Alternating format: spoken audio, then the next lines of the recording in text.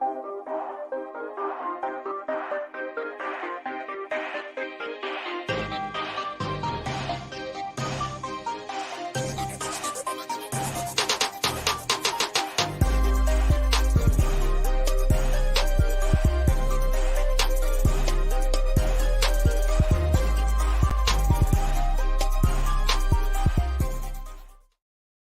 a Freestyle Friday here on the Soccer's Morning Show. Soccer down here. John here, you there.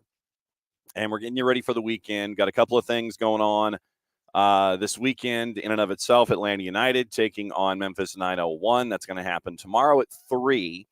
That's going to be simulcast on ATLUTD.com and a couple of their other social media channels, so keep an eye out for that. And then after that match is over, 6 to 8, Creature Comforts in Athens. It's the post-game show with Cast of Thousands. Maddie's going to be there. Jason's going to be there. I'm going to be there. I think Tyler Pilgrim from Dirty South Soccer is going to be there. So we'll see how many folks we can shoehorn into Creature Comforts coming up this weekend on Saturday after Atlanta United gets their second preseason match under their belts. We'll talk about that in hour number 2, what your expectations are, other than hopefully everybody gets out of there healthy, no one gets injured. Anybody specifically you want to see more of? Who do you want to see in situations? We'll get into all that in hour number 2. So once again, if you can make it up there, if you got tickets as a season ticket holder, because I think the venue seats like 4,500. It was fun a couple of years ago when we were up there again when Georgia Revolution were playing Atlanta United, but now it's Memphis 901. Place is sold out. So come to Creature Comforts afterwards, 6 to 8. We'll have the post-game show there. Hour number 1, we're going to get into transfers. We're going to get into a couple of old faces and old names with news on Joseph and then what happened yesterday with Messi and friends. So we'll get into that in hour number 1. Hour number 2, like I said, we'll talk about Atlanta United. We've got a lot of the transfer news from yesterday. We'll talk about Duncan McGuire also because that was back on. This is what happens when you don't have an afternoon drive.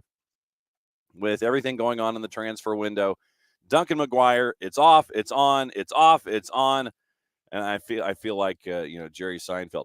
Why don't you pick a decision and stick with it? Something like that. So that's all we needed was Jerry Seinfeld discussing what happened yesterday with Duncan McGuire. And we'll get into that. And let's see, is there anything else? Obviously the news overseas. We got Ethan Horvath with a new home. Matt Turner is going to be challenged between the sticks for Nottingham Forest. We'll get into the biggest moves yesterday, get you ready for the weekend, all those kinds of things coming up in just a little bit. So anything on your mind, once again, when it comes to Atlanta United, what you hunting for, what you looking for, all those kinds of things. Morning, Alex. Morning, Dell. And morning, Tom. No real deadline day shockers, just some interesting placement. The Said Ben Rama deal is officially official. Lyon got mad at West Ham yesterday because it wasn't done by the deadline, but apparently they got paperwork in this morning. They were able to work through international trade certificates and things like that. So Said Ben Rama back on, and it looks like he's heading to Lyon. No real surprises. I think, honestly, the real surprise in all of this was that the amount of money that was actually spent, we got a lot of the loan deals, but there weren't a whole lot of purchases. And I want to say 15 to 20% of the amount that occurred last window happened in this window. So it was like at one point it was $630 million that had been spent. They'd only spent literally like $60 million in incomings. So you had a lot more loans this time. And you also had folks who were they're staring at Everton. No offense, Tom. They're staring at Everton and Forest and trying to look at FFP and making sure that that they're not in violation of any of the new bylaws. So that you got a lot of folks who are keeping an eye on that too. So it was interesting to see the lack of activity yesterday. But then you had some folks that were doing some things, championship, lower divisions, those kinds of things. But, we'll go over that in hour number 2. And so we'll see what's going on. Just to get Maddie all hot under the collar. Maddie, by the way, Maddie Cruz on the 1s and 2s. Apparently this morning on Morning Footy on Golasso, Susanna Fuller, Nate Collins, is wearing Lady Electra. She is wearing Lady Electra. That's just going to get Maddie even more fired up. So, so she is truly fired. she's raging right now. When she comes in later, we will have her discuss what's going on. Where's hers? so this I did not know. Dell says Susanna married a former Battery player, Ian Fuller. Yes, PSR. Yes, profit and sustainability rules. Yes, PSR. Yes, it is PSR. It is the profit and sustainability rules when it comes to the 3-year rolling window. Yes, profit and sustainability rules, not FFP. Yes, to be technical, and we need to be technical. So, Maddie's hot that Susanna Collins is wearing. Susanna Fuller Collins, Nate Collins is wearing the Lady Electra this morning on the on Golasso Network. All right. Opening kickoff brought to us by our friends at Kickoff Coffee, kickoffcoffeeco.com. There's your QR code for those of us who are watching on Twitch or on the 280 character app or on our YouTube channel live. From our friends at Kickoff Coffee, once again, you kick off your day with them. Use that QR code. Use the code soccer down here 15. You get 15% off your purchase. They in turn take 10%, reinvest it into youth games, youth initiatives, cool stuff that they have earmarked that really needs assistance going forward. But once again, Kickoff Coffee and kickoffcoffeeco.com. Use the code soccer down here 15. Once again, this is what happens once again when you don't have an afternoon drive show. And yesterday we were discussing the future of Juan Joseph Martinez. And we were saying that it looked like Barcelona Ecuador was the club that was getting the most interest. Vela Sarsfield was interested as well. But yesterday, and the pictures came out from the airport in Montreal. So apparently it looked like there's a medical and the welcome for Joseph Martinez to CF Montreal and to be up top to help out Laurent Courtois in his first season there at CF Montreal. Interesting.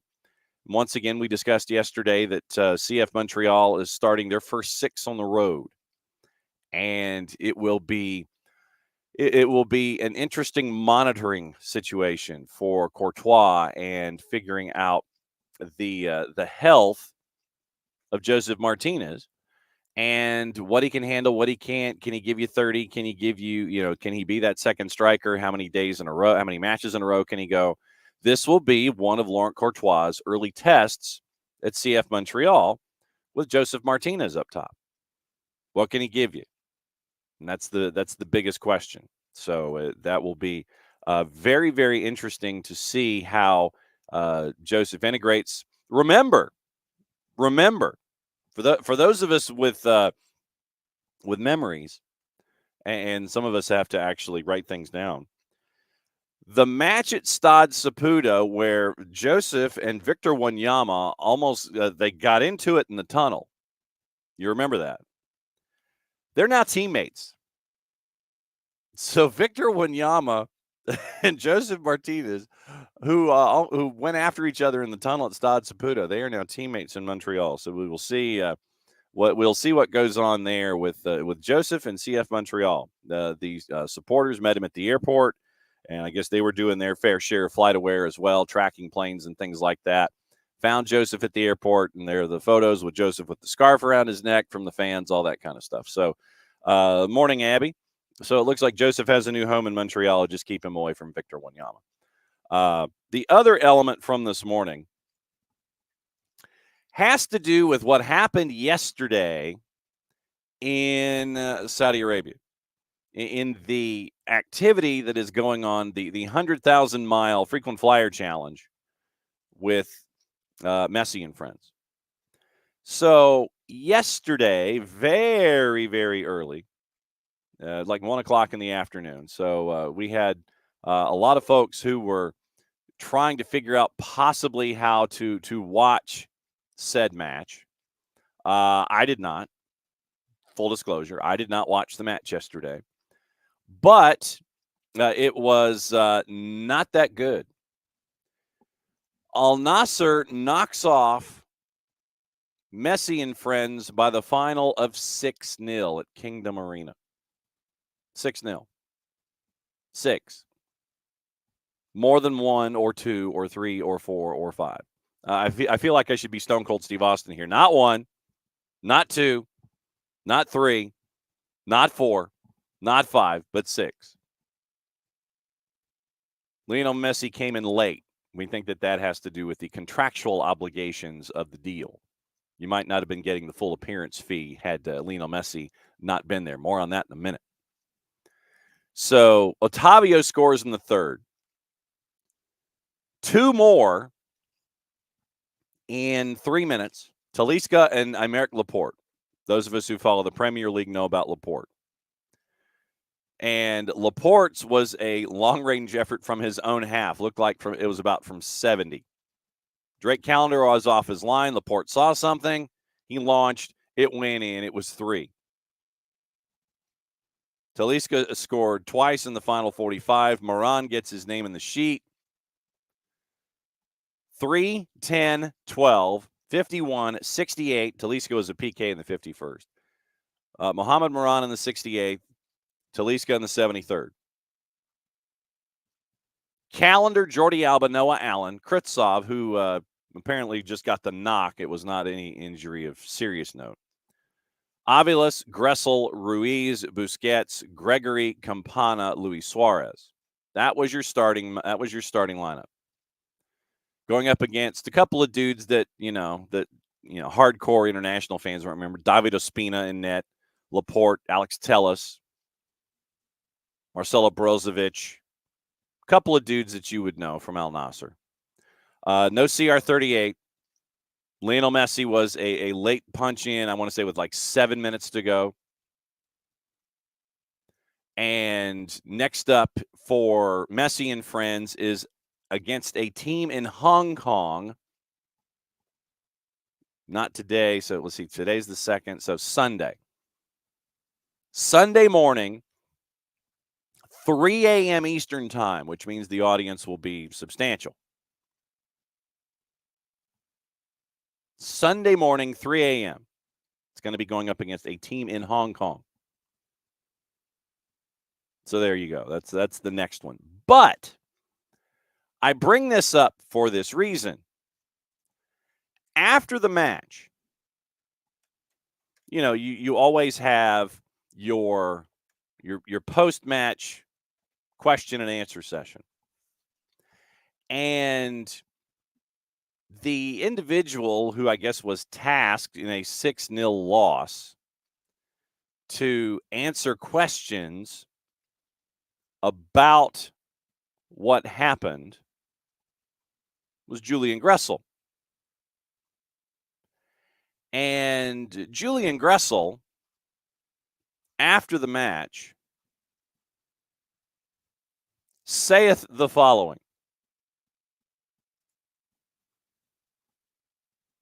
That Lionel Messi, well, it's let me get into Leo Paradiso because I want to get this right. But basically, it came down to discussions where Julian Gressel was the one who was saying that Lionel Messi had a flexor muscle issue.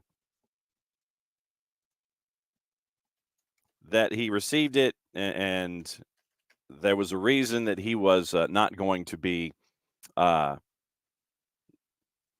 he was not going to be discussing things. So you end up with Julian Gressel answering questions about Lionel Messi. I don't think that's necessarily a good thing. Just saying. When you have an individual who is talking about his teammates and talking about one of them being Lionel Messi, he had a flexor muscle issue if he plays due to the contractual situation with Al Nassr. 36, 3 matches in a week, that kind of thing. But Julian was the one who was answering the questions yesterday about the injuries in the post match.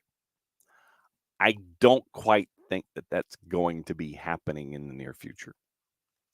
This may very well have been one of the first and last times that you're going to be discussing these kinds of things in open theater. So yeah, when you have players discussing injuries of other players on preseason tours of the planet, I don't think necessarily that there's going to be stuff that you're going to want to divulge. Like I said, just saying. So Messi was on the bench, played 7 minutes. But, yeah, so Julian Gressel was the one who got to tell folks that Lionel Messi had the flexor injury. So there you go. Yeah, and Tom, this was what we mentioned yesterday. Lewis Hamilton was probably the biggest transfer news of yesterday. That was the biggest transfer news. It legitimately was. So that to me, I think, was probably the biggest element of all of this. That you end up with, sir, a situation like that.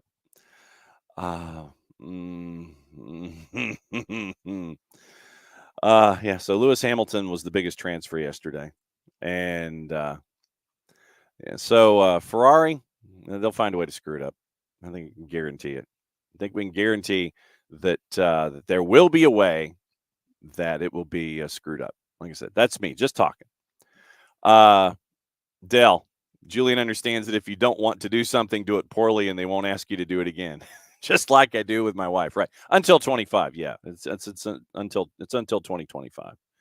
But still, it's like, sir, could you please not discuss this? Yeah, just don't talk about your other teammates. Just don't do that. Do not.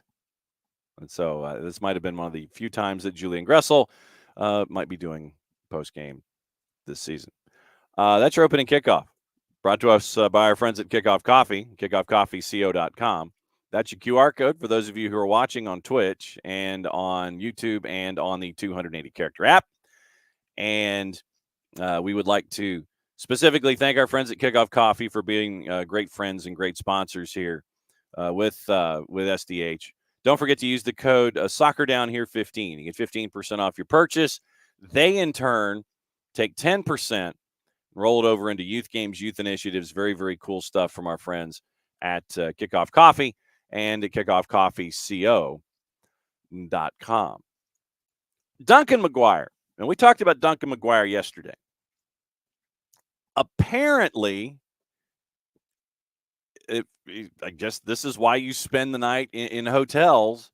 This is why you spend the night in hotels in Sheffield, England, because the deals get done. And Duncan McGuire got to hang out in a Sheffield hotel room and get signed by Blackburn Rovers. After all of that chaos, he ends up getting signed. So we'd like to welcome Duncan McGuire to transfer deadline day and all of the madness that's associated with it. And after it happened, I'm just gonna phrase it this way. Bless Blackburn's heart, because they tried to do the videos that we see with the teams doing the team the nebulous player introduction where you don't see players' face until the end, and then you get the big reveal, and it's like, look who they signed. Blackburn tried it. Bless their hearts. and it has to do with the. Let me see how they phrased it, because I want to get this. I want to get it right, and it has to do with the. Yeah, it has to do with the basketball pun from our friends at Rovers, and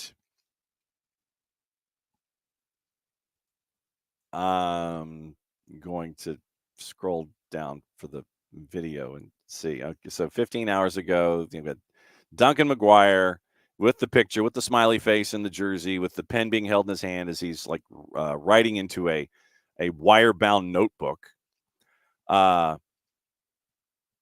They did the video of the smiling, and then you get the 12 or 13-second video of uh, spinning a soccer ball on your finger and then dunking dunking the soccer ball into a child's basketball hoop.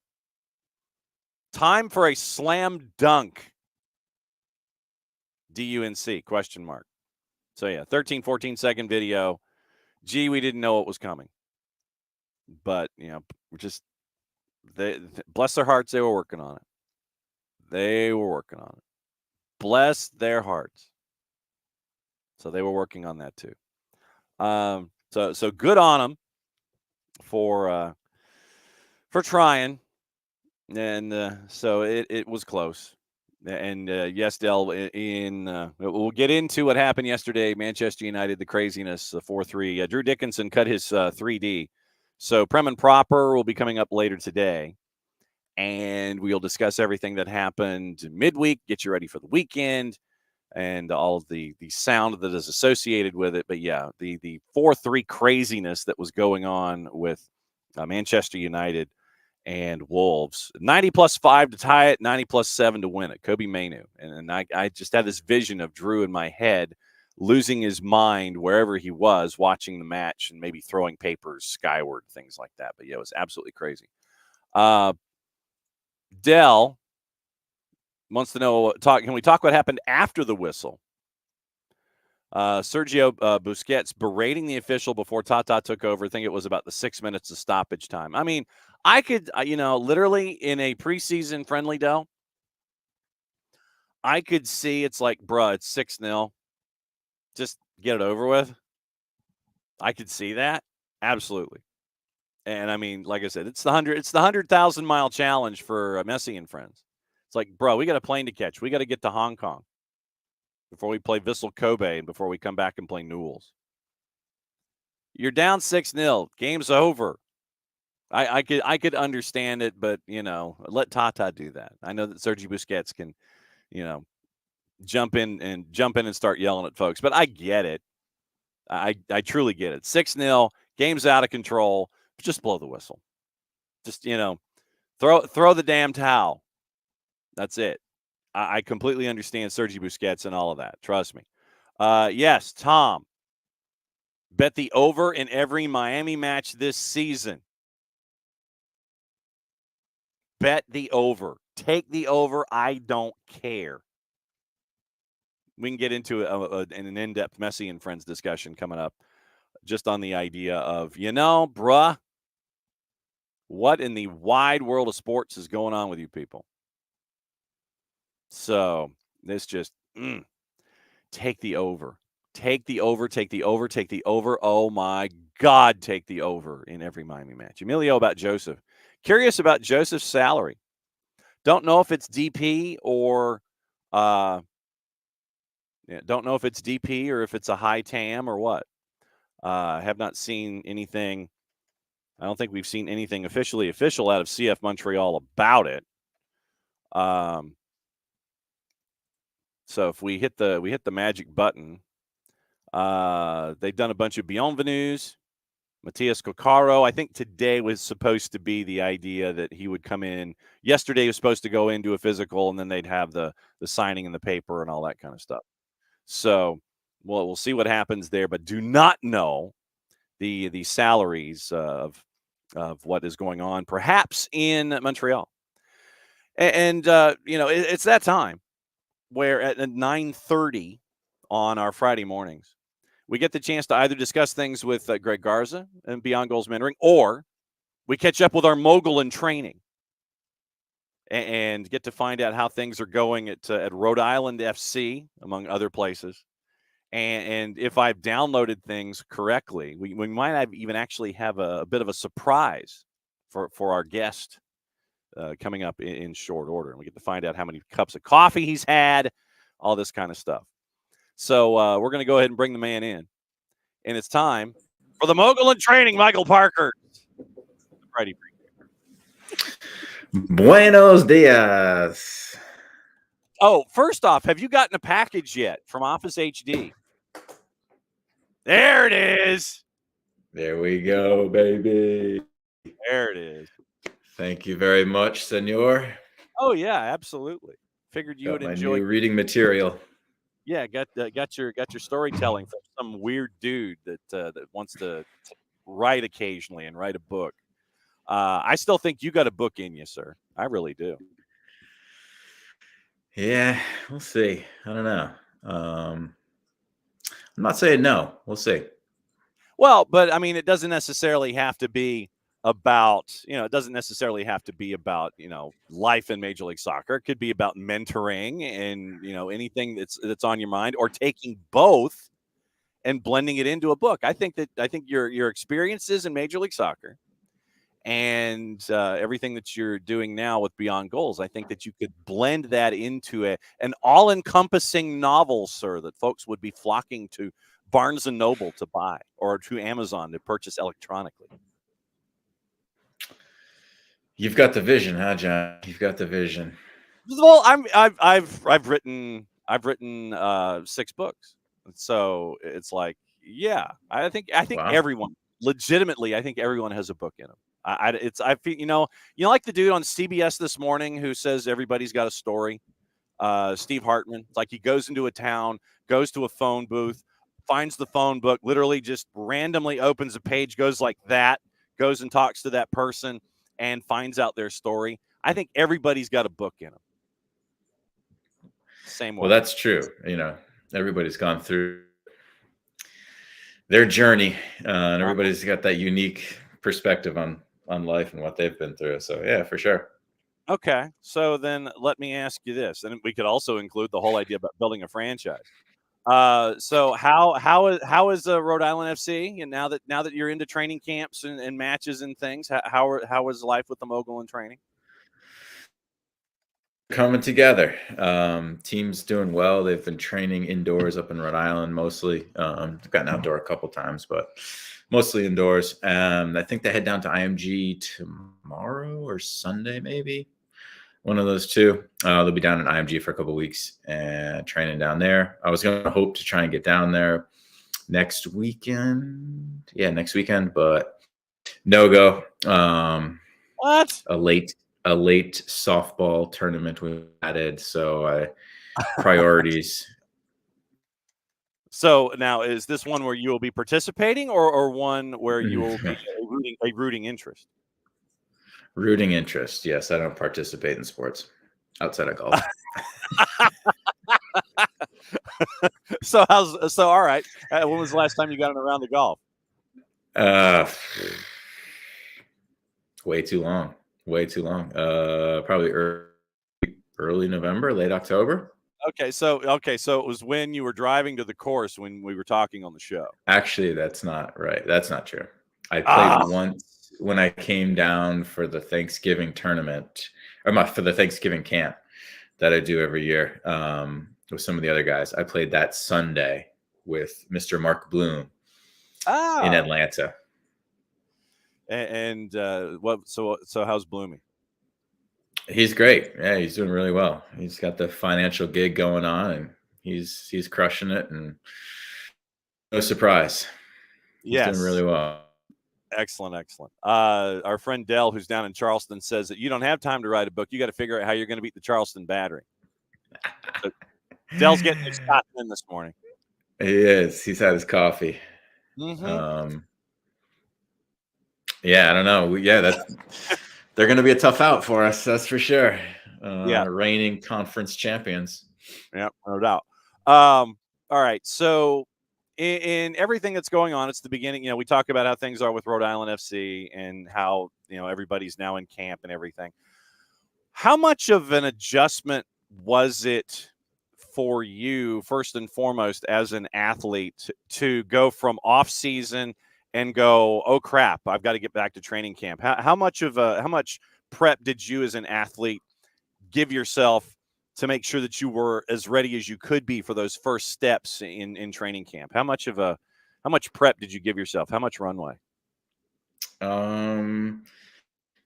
Yeah, it was more so like, how much time did you give yourself off? Okay. And that was like, depending on how long the season went and things like that. But usually it was only like, I don't know, a week to 10 days, and then you start running again. I didn't touch a ball much in off season. Usually I was somewhere close. When I was in Atlanta, I'm trying to think. I went in and did my workout. So yeah, maybe we touched the ball a little bit, but I really wasn't concerned much about touching a ball. It was more just the fitness aspect and staying sharp and taking care of the body and that type of thing. And this was like later in my career.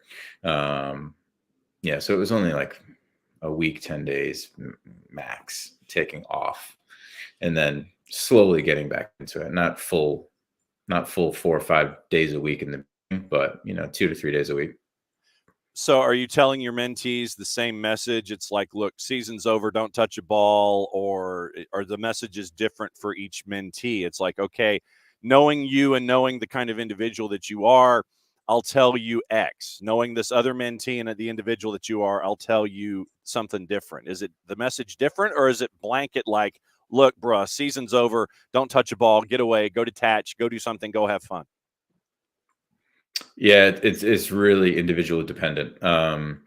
And there are some kids that need a break, and hey, go play a different sport, right? You can get fitness in playing different sports and being active. And there's other kids on their age and things, they need to work on some things in off season, and that gives them the time to do it. Assuming that their body is good. It's such a balance. Greg was talking the other day.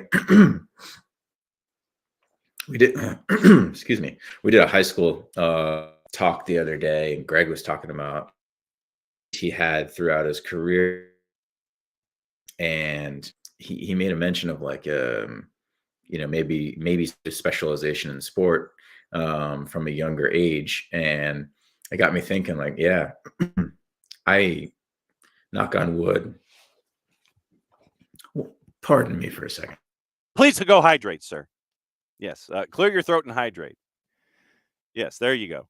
Oh, see the bell jar of hydration. That is major. That is major. This is how you stay hydrated. Get one of these big guys and make sure you fill it up. But he was talking about all of his injuries and how, maybe it was because he just played so much soccer and only soccer for a long time and everything. And I'm thinking like, I had very few injuries. I missed games for one muscle injury career.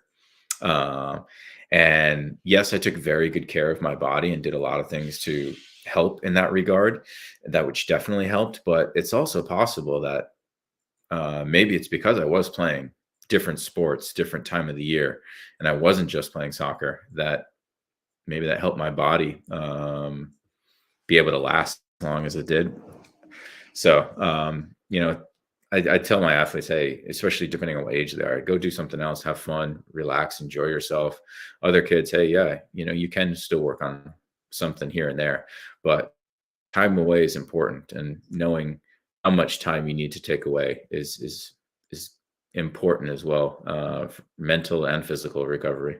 No, well, being the cerebral assassin that you are, and that we know that you are, is it the younger ones that you tell, when you mentioned different age groups doing different things? Is it the younger ones that you tell to do different sports, or do you tell the older ones by nature to do different sports? Who gets those conversations? Usually younger. It's difficult. I get it when you're over probably 13, maybe even 12, to play multiple sports. It's just the way it is these days, especially down there where you can play outdoors basically year round. They just don't have much time to play other sports and do other things, which is a shame, but I get it. So it's challenging. So yeah, mostly the younger kids. That doesn't mean the older kids can't do stuff to, keep their fitness up. They can pick up basketball. They can go swimming. They can go hiking. They can do other things besides just running around a soccer field to get some fitness up. So Abby wants to know, what other sports did you enjoy playing when you were a young, impressionable soccer player? Oh, baseball was the first love for sure. I loved baseball. Grew up a huge Red Sox fan. I'm sorry. I'm sorry. You don't have to be. You don't have to be, John. When I was in college, we had some great years. Uh-huh. Yeah, before that, it was a little rough, but yeah, baseball was my love, and still is. I still love baseball. I'm thankful my son plays and my daughter. But I played a little bit of basketball for the school, and did swimming. Played tennis camps every summer with my sister. So yeah, I got as much in as I could, but that was what I stuck to. Well, and to your point, I think that having all of those different things that you do, whether it's hoops or baseball or tennis, I mean, it keeps, I would imagine it keeps your brain fresh. It's like, okay, I'm not spending 24/7, 365 on soccer. I can do other things, and I can kind of put it to the side a little bit. I can work some different muscle groups. I can enjoy with doing different things. And it adds to that whole dynamic of understanding how other athletes can respond in situations like that. I get the idea of wanting to not dive in as much as you love soccer and it was your number one, just to kind of step aside a little bit and go, okay, well, hey, let's go and do something over here. I get that. How many is there a generational understanding? It's like, yeah, you can separate yourself from it. Yeah, it's cool to have this as your number one, but is there, like generational disconnects and things like that? Do they get it when you have these conversations? Does the light come on and they go, oh yeah, I see where you're coming from? Or is it more like, is it more of just an understanding of, yeah, okay, I know it can help me? Or is there genuine enthusiasm there? Understanding, but it's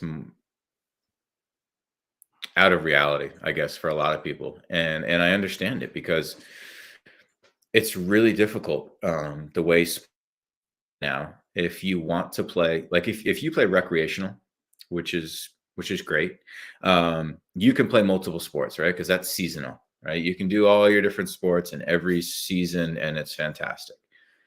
The downside is obviously sometimes in recreational, you get the kids that have never played that sport before, who are 10 and 11 and or whatever. And it's great that they're introduced. If you're, competitive and been playing for 5-6 years, and then you need to play club.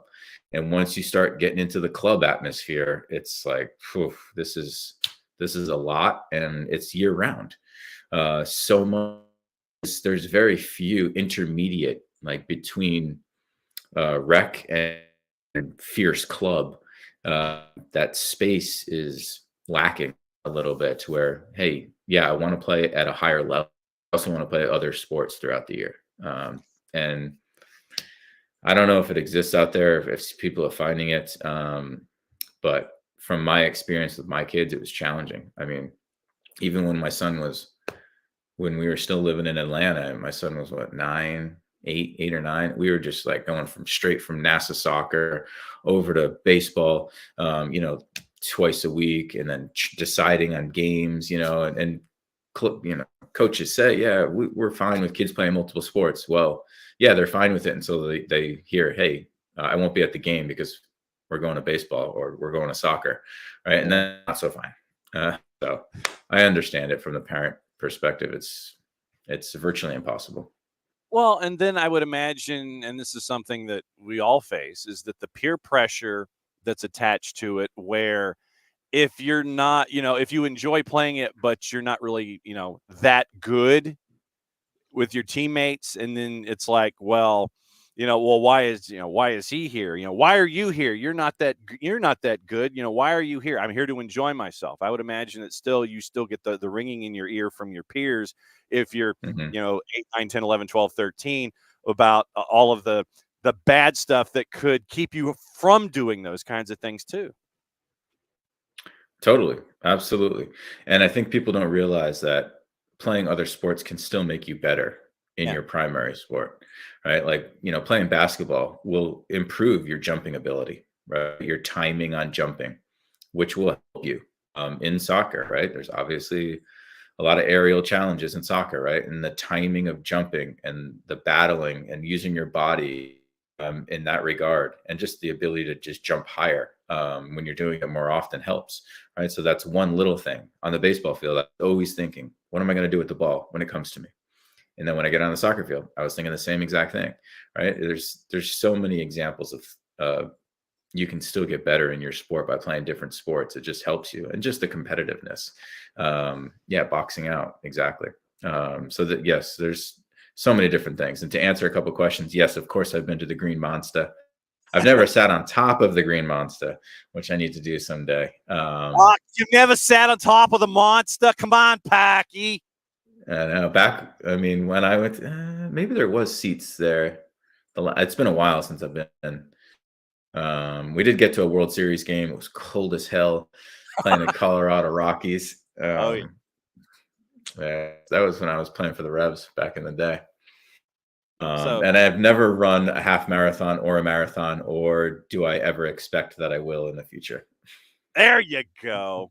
That's the man right there. I mean, because I know that there are athletes who are diehards and they want to challenge themselves and those kinds of things, but I would just imagine that the pounding that you take when you're playing soccer is one thing, and then you want to add the pounding of either 13.1 or 26.2 or the triathlon and all those kinds of things. I would just think that the pounding that you take, physical and mental, would kind of steer soccer players away from doing that kind of thing. Mm-hmm. I really dislike running on concrete. Yeah. I mean, you can take away on concrete from that sentence and that still fits, but running on concrete is even. Oh man. No, I'm right there with you. The whole running period. Running on concrete, one thing, yeah. No. Mm-hmm. Running period. No. I'm right there with you. You mentioned your time with the Revs. Now I'm gonna see if this works. And this is me in technology, so anything is possible. We were in Birmingham on Saturday night for the preseason opener for Atlanta United, and they were playing a team called the Birmingham Legion. And you might know somebody from your past who is now another front office dude, and he's down there in Birmingham. And I know this will shock you, but when he had his appearance on the post game show with us at SDH, somebody asked him for his favorite Michael Parkhurst story about the time that you were together in New England. And let me see if this actually functions, and we will play it here and see what the story actually was. Heard on the SDH post-game show, some dude named Jay Heath. Yeah, what's a good Michael Parkhurst story? Because I think next Friday at 9:30 Eastern, he's on the show. Okay. So what's a good Michael Parkhurst story that we can shock him with? Since he's a mogul in training up there in Rhode Island. This is so good. All right, first one. Have you ever seen his first goal? It might have been his only goal, but his first goal as a professional, he scored from half field. I did at see Toronto. This. Oh yeah. And by the way, I kid you not, I run over to him because I didn't know Parky could kick a ball that far, because he never kicked the ball over 10 yards. He would just pass it. I was like, Parky, I don't want I was right next to him, like, Parky, you need to kick it further up the field because you keep putting the ball good passes to me, but I'm not as good as you. I need to clear it. But so that was the first I've ever seen him kick a ball. And when he shot it, I literally was like, no, oh, and it just went right in.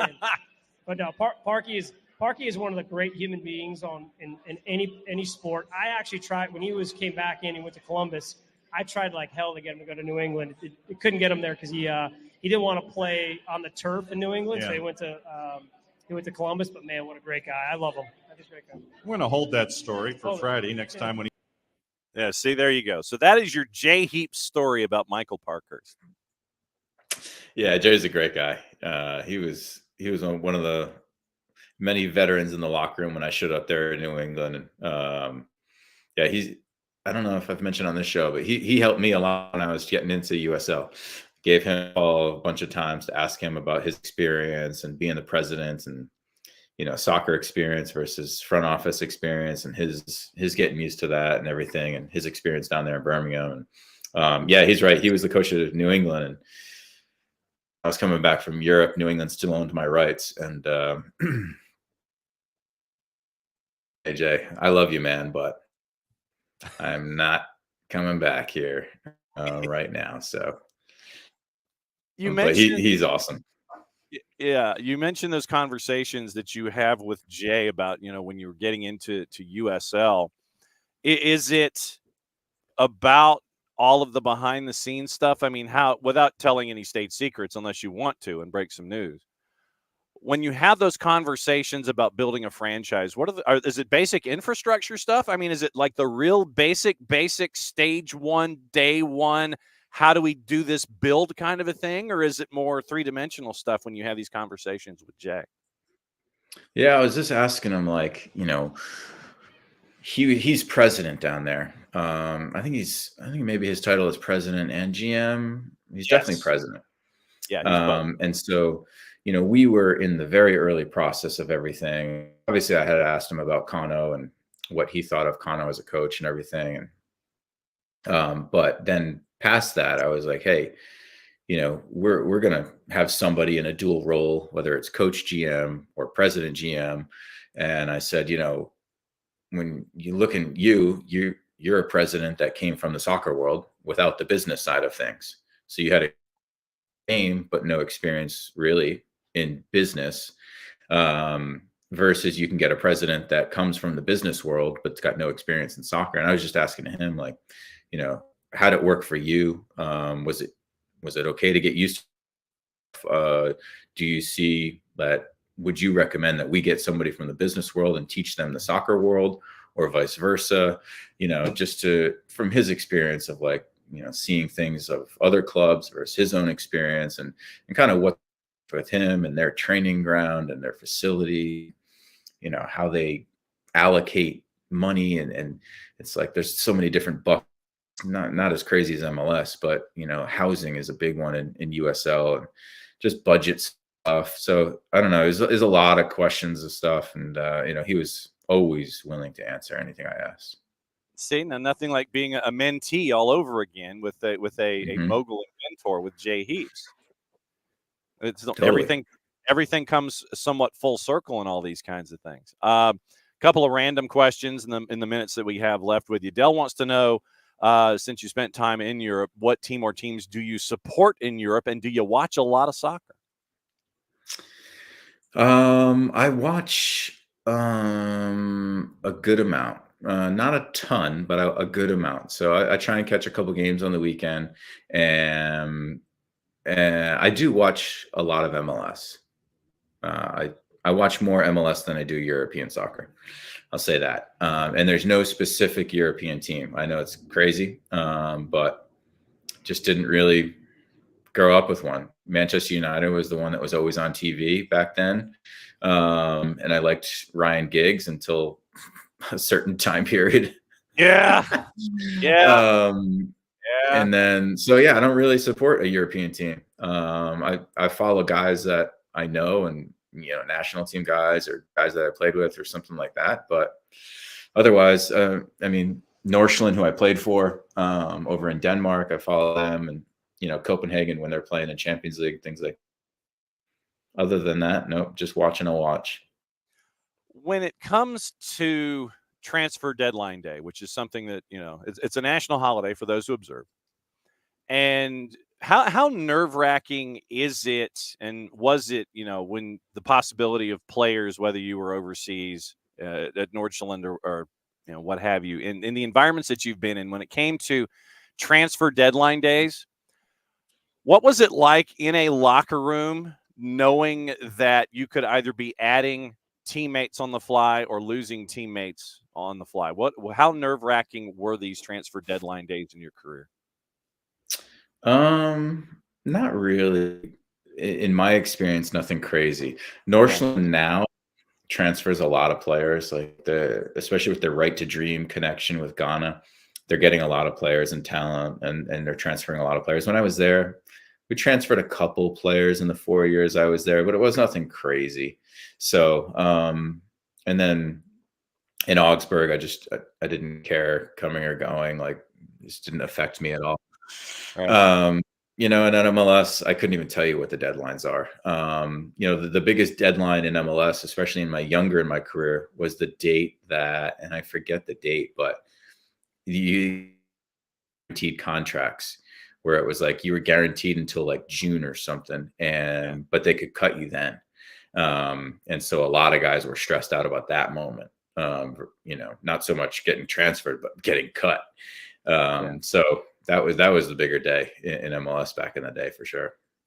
Yeah, because the reason I ask is because of now where MLS is and where USL Championship is, frankly, because of what we're seeing with some of the other clubs, Orange County, Lou City, where they're moving players on with their development. You get a situation like we did with Duncan McGuire yesterday and over the last 2 days where the purple team agrees to a deal with Blackburn. And I tried to introduce folks to the ownership group of Blackburn Rovers and explain to them that they are like chicken magnets. They're kind of like Tyson's. And when they were being relegated from the Premier League, the fans at Blackburn were so mad that they smuggled live chickens into Ewood and released them onto the field. That's how mad they got about Blackburn. So Blackburn agrees to this deal with Duncan McGuire and the purple team, 4 + 2.5. He's flying over, and apparently, I don't know if he had in-flight Wi-Fi or not, or if his phone was on airplane mode. But somewhere on the flight over, the deal went in the toilet, and so he's in a Sheffield, England hotel waiting for a deal to happen. His mom discontinues, like unfollows everything Blackburn, and that's not me, by the way. And the deal finally goes through as he's sitting in a Sheffield hotel.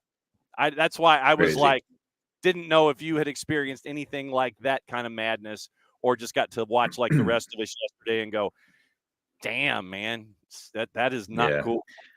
I do remember when I was playing for the Revolution, we had some deadline deals kind of go through where Shalry Joseph and Taylor Twellman both were wanted by European clubs, and they wanted to go, but I don't know if it was the Revolution or MLS or whatever didn't want to sell them, or I don't know what happened, but they didn't end up going. But those were two big ones. Okay. So before you go, what's the latest with Beyond Goals? What are you up to? What are you and Greg doing when it comes to conquering the planet? Doing a bunch of high schools right now. So they're gearing up for their seasons, which some of them are starting today, I think, high school seasons. So we were talking to McEachern and North Bob, and I think we've got Galloway on Monday. A couple others. The Galloway School, yes. So that's busy for right now. For the most part. While we figure out a time where I can get down there and meet up with Atlanta United and go to some of their meet up with them, and so the academy, that is. Excellent. Del, and yes, Del, I love being in Denmark. It was fantastic. Great people, great country. Really expensive. That was the downside. But loved Copenhagen. Awesome city. Can't wait to take kids back. They were born there, so need to show.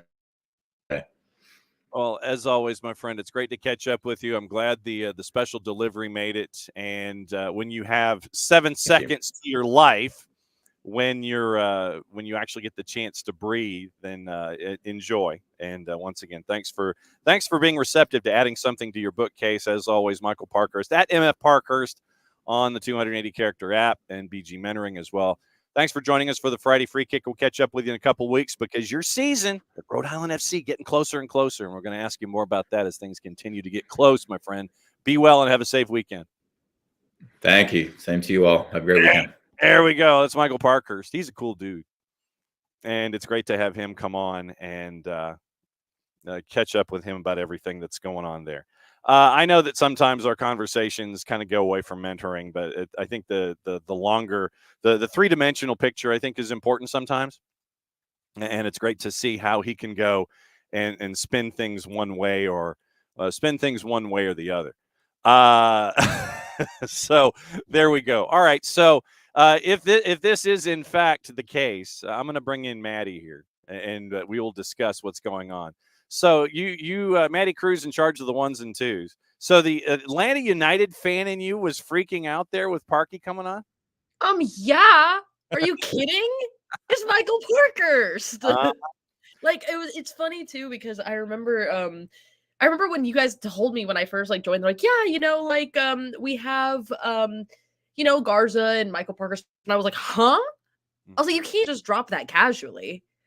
I grew up, I feel like I'm a broken record about this, but I was at the inaugural match. I watched both of them throughout the entire first season and into the second season when we won the MLS Cup. It's so crazy.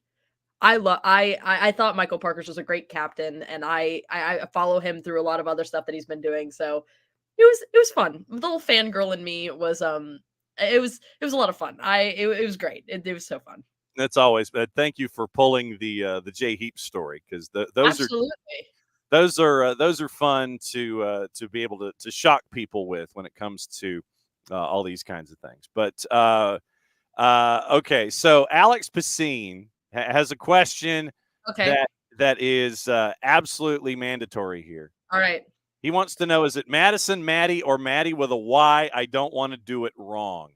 Oh, absolutely. It's Madison is correct. It's Maddie. Yes. Yeah. I know many other people do it different ways, but I do it Maddie because I don't know. I think it looks better. Yeah, and it's a little longer. It's a little longer, and it just looks like, it looks good. But I honestly don't care either way. It's kind of the same thing. If I read Maddie, I'm like, I know what you're talking about. So yeah, I don't. And also, Bill, to answer your question, no, I have not gotten my jersey, and I'm still upset about it. Still have not gotten it. Jay Heaps, if you're listening, what do I need to do to get the jersey? Susanna got hers. Maddie's looking for hers. What's the deal here? Okay, you said that, and I was like, okay, so where's mine? I was like, is it coming in? Is it coming in my mail? Am I going to see it very soon? I guess not. I guess I'm not going to get it. I was lied to by Jay Heaps. Live. He's pacing himself. Four Card posts the picture that was released last night after dinner with Joseph in Montreal, and we're not going to post the photo because while the sentiment might be received, it would get us. The picture would get us an explicit rating this morning. So, oh gosh. Yes, the picture would get us an explicit rating because some of the SGs and some of the hardcore supporters met Joseph at the airport, presented him with a couple of scarves, and one of them, the one that is front and center, that Four Card has linked to our friends at Canadian Soccer Talk at Can Football Talk on the Twitters. Yeah. Basically, it says F Toronto, but it goes a little longer than F. Oh, nice. Yeah, so that's one of the scarves from the fans at CF Montreal, never to be impact at any time soon. So, yeah, the picture would get us an explicit rating, so we're not going to show it. But no. Sentiment might be common from both Atlanta and Montreal, but we can't quite show you the scarf because of the scarf and the consonants that are attached to it. So we can't. So I guess that goes to question, since we're playing them in that preseason match, our first one in Tampa, is he going to be on that roster? Are we going to get to see that? Well, the first thing is that he's got a sign on the line, which is dotted. He was up there for a physical, and the club has not said anything official, But Yeah. folks at the airport saw Joseph at the airport and met Joseph at the airport as he was picking up his luggage. So we are still waiting for the official signing on the line, which is dotted. Yeah. Don't know if, and Emilio asked the question in hour number one, would he be a DP or would he be high tam?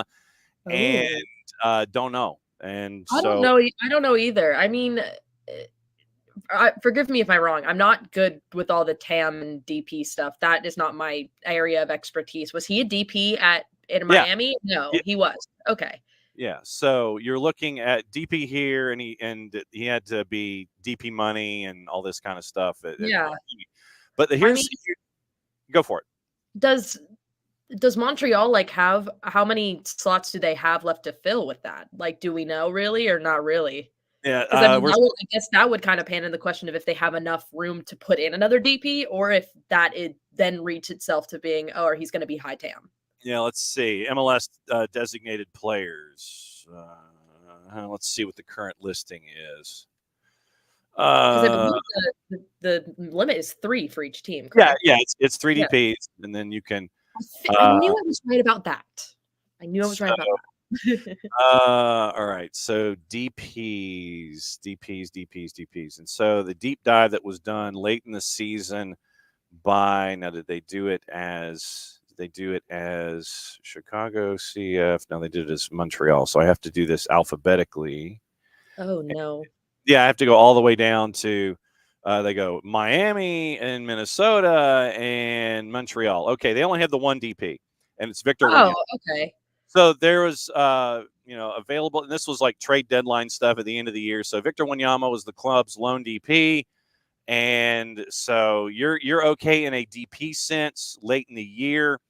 So let's see if I don't think they added any DPs in the off season. CF Montreal. Mm-hmm. I'll see. Then I would just assume that he'd be a DP, just because I feel like with also the caliber of Joseph too, of how he played at Atlanta, and then obviously with Miami, I would think he wouldn't settle for anything other than a DP.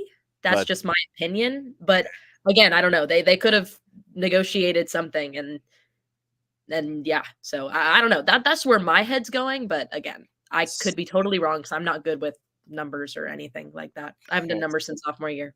No, the only DP currently on the roster is Wanyama. So they have DP slots, but they also have two. They have two U22s.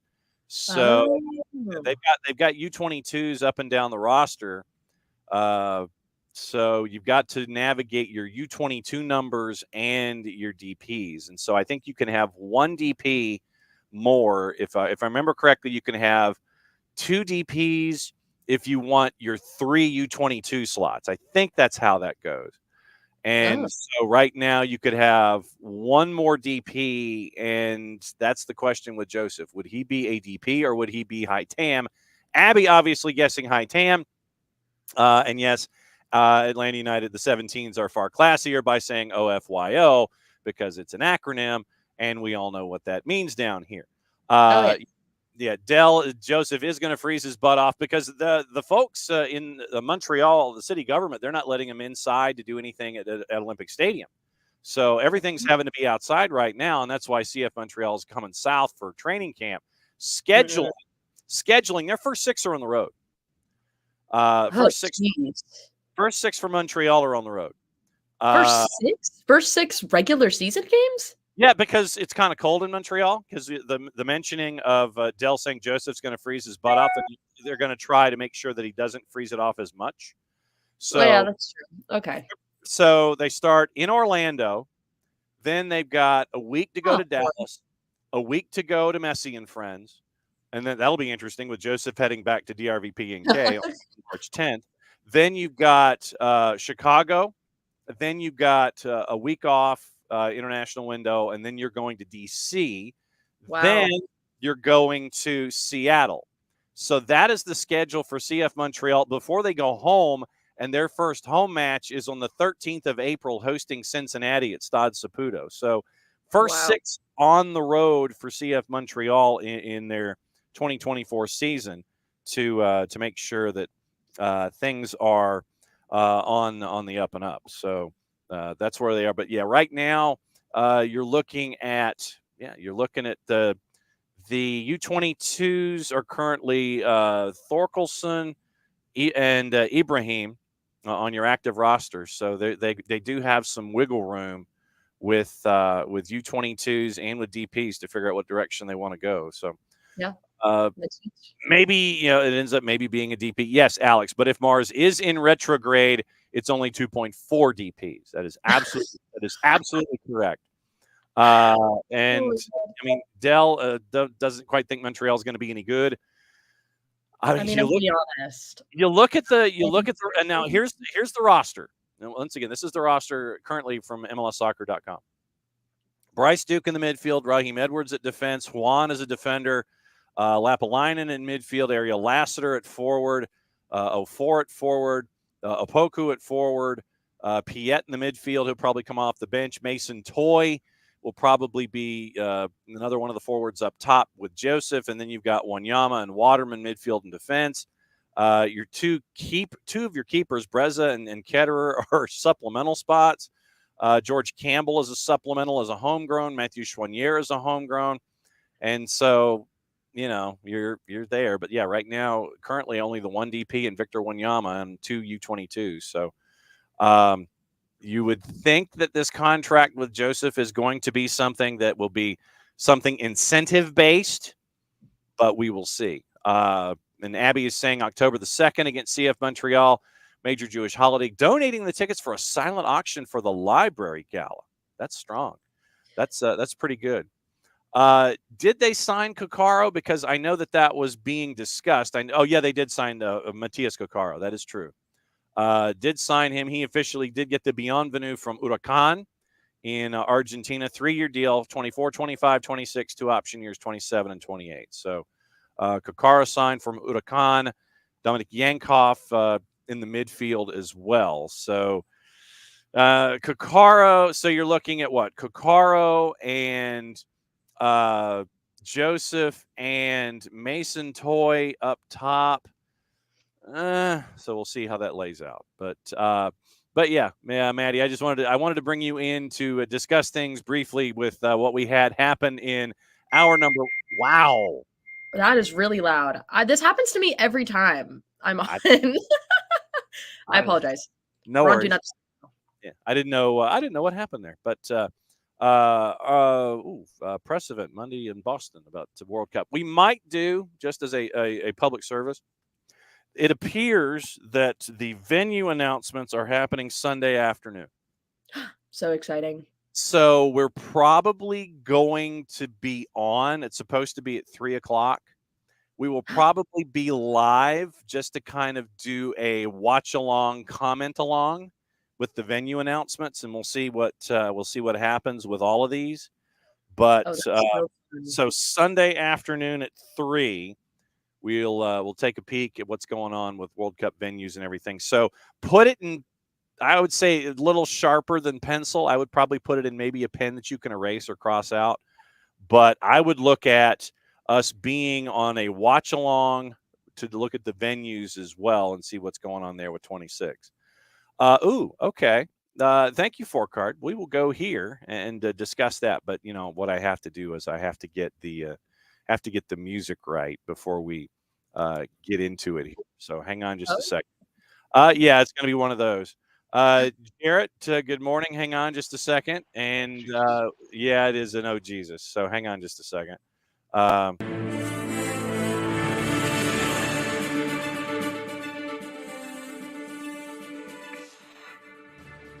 Yeah.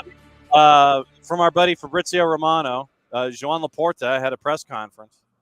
And it has to do with our friends at the Super League. According to Joan Laporta, and it's nice for Europe to break news while we're actually on the air. Laporta says, quote, at his Barcelona press conference, at his FC Barcelona press conference, these clubs have already agreed to the Super League. Inter, Milan, Napoli, Roma, Marseille, Benfica, Porto, Sporting, Ajax, Feyenoord, PSV, Anderlecht, Club Brugge, and all Spanish clubs except Atletico Madrid. What in the wide world of sports is going on here? It's back and apparently stronger than ever.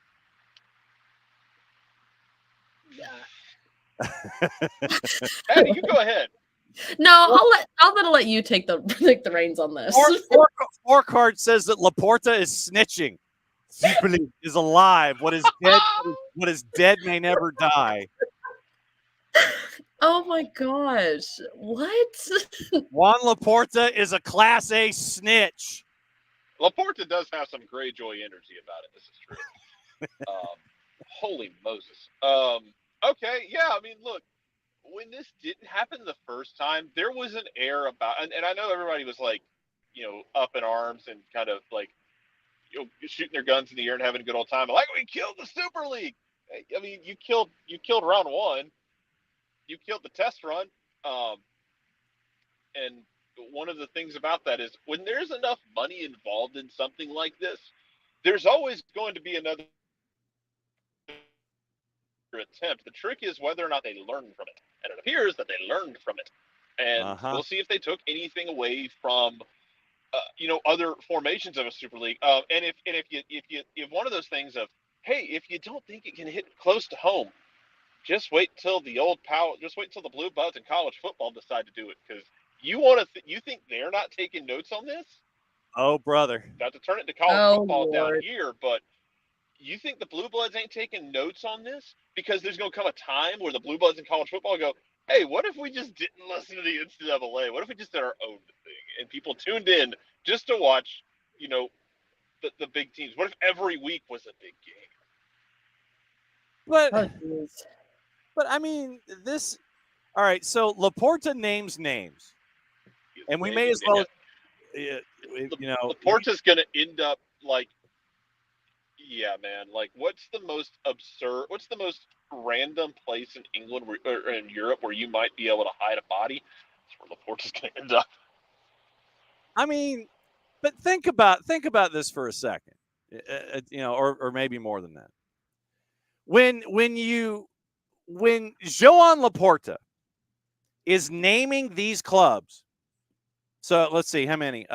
2, 4, 6, 7, 9, 11, 13, and I guess he got to the Sweet 16 without Atletico Madrid.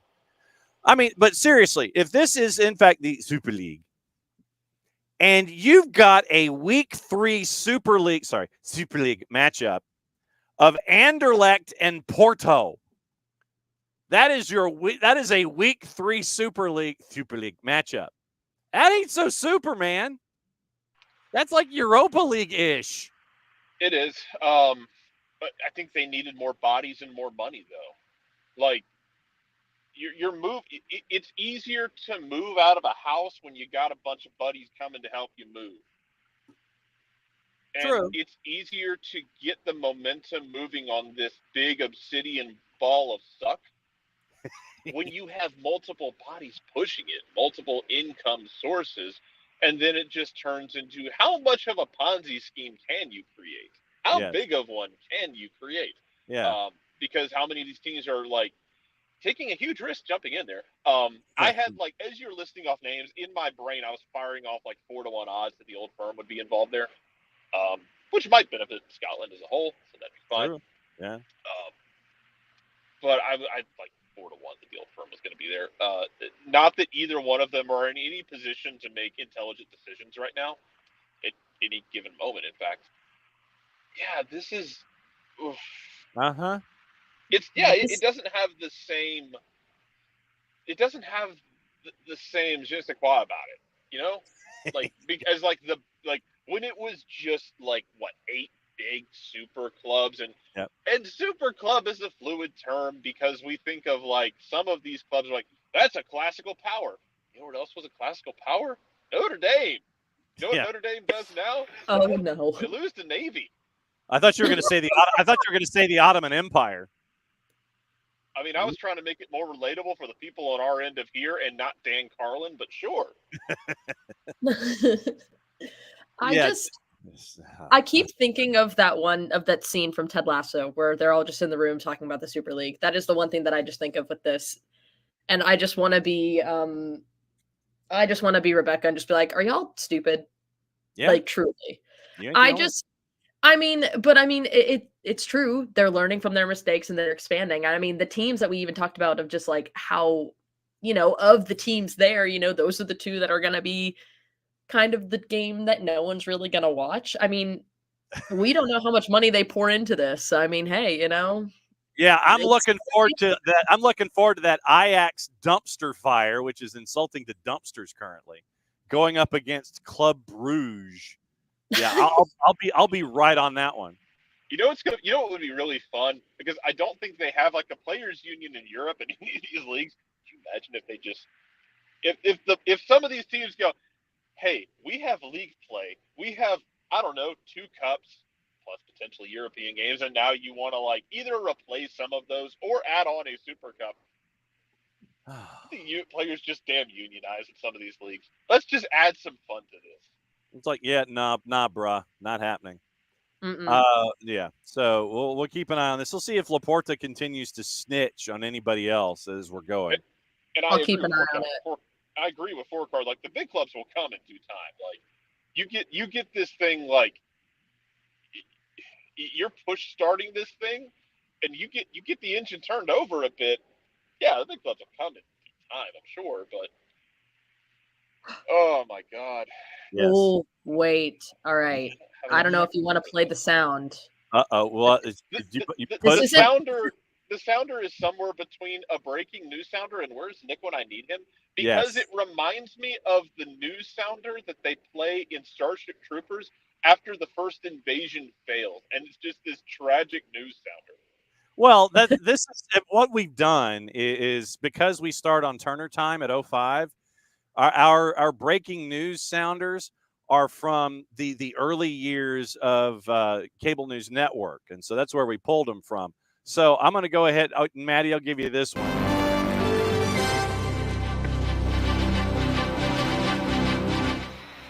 Thank All you. right, This is from the same person on Twitter, Fabrizio Romano.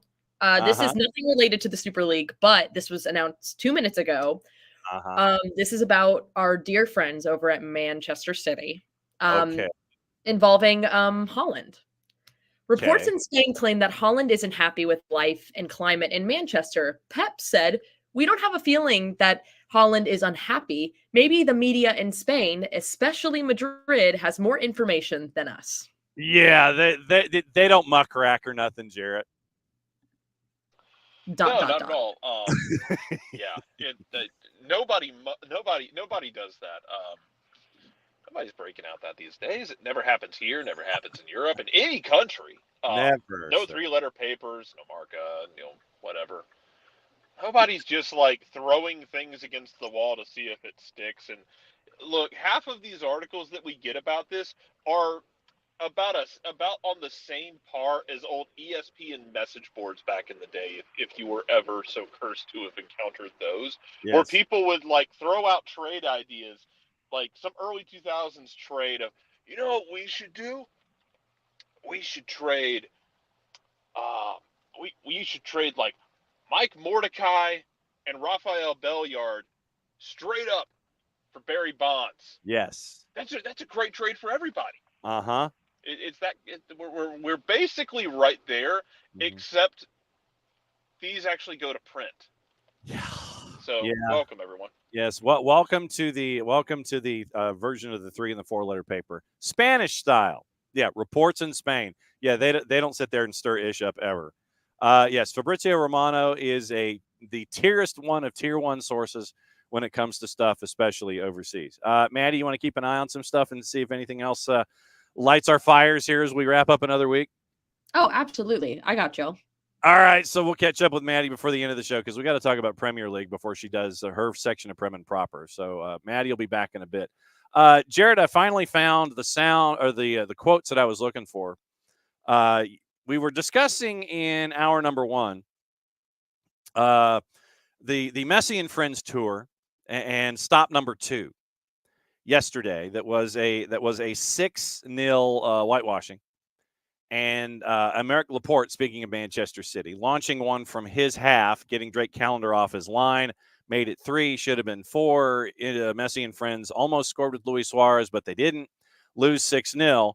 And then after the match, you know how we always have players that give that are the ones that are anointed in losing situations. You know, it's like, okay, so you're going to be the one that sits there and talks to the media today.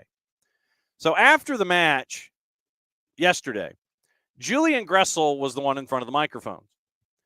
And Fabian Renkel. Julian Gressel confirms that Lionel Messi picked up a knock during the match against Al Hilal and informed the media that Messi attempted to complete training the day before the Al Nassr match. Gressel also informed the media that Messi felt he could play today. Gressel stated that it's only preseason for Inter Miami, so they didn't want to risk aggravating the injury. It's good to know that Julian Gressel has now turned into Dr. James Andrews and gives postseason talks. I mean, yeah, I guess he was the one who got stuck to talk to the media about it. Yeah. But all things considered, it was a really bad showing. Yeah, it was horrendous. All things considered, it was really embarrassing. Like, cut it however you want. Yes. And it's preseason. Again, preseason you only take so seriously. But when it's Miami going on these tours, I mean, you hope for a better showing than that. Yes. So the idea, yes, please don't lose by 6. Let's see. Caleb Wiley training with Atlanta United this morning.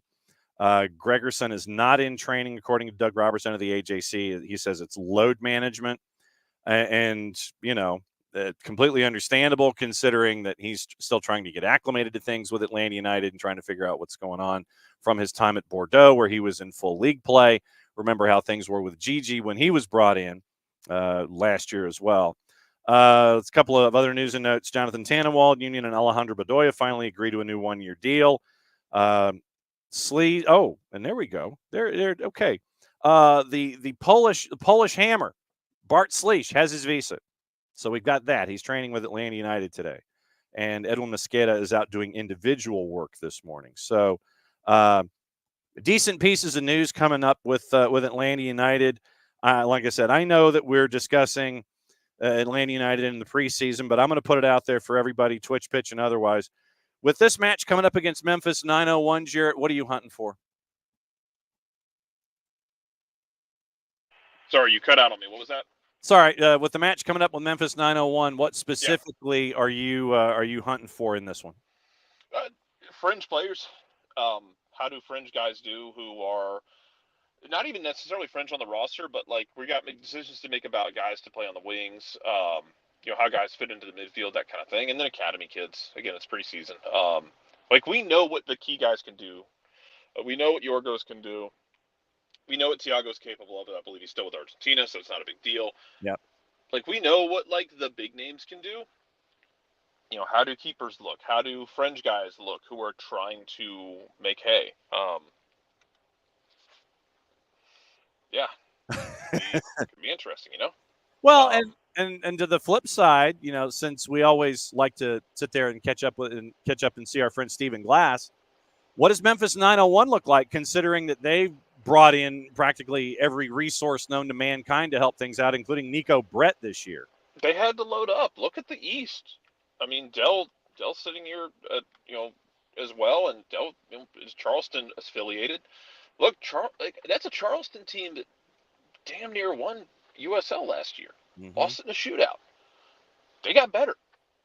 Clubs got to get – a lot of the clubs in the East got better. The East could be an absolute pain in the ass to deal with. Memphis had to get better. Laurent Kissiedu has been sold to Europe as well. Yeah. They had to get better in certain areas. And then you're hoping for health, and you're hoping to see some of Nye Pickering, who scored against Atlanta in the Open Cup last year, who's a very exciting young player. You want to see what year 2 looks like when putting those pieces in place. And again, above all else, you want to see health. You want to make sure everybody comes out of this in one piece with all of their limbs still attached. Yep. Abby says 2 45-minute halves, 2 teams, some other subs every so often. So Memphis 901, just to give you a bit of a quick LaRousse on them. Defenders, a couple of names that you would remember for those of you that follow USL Championship.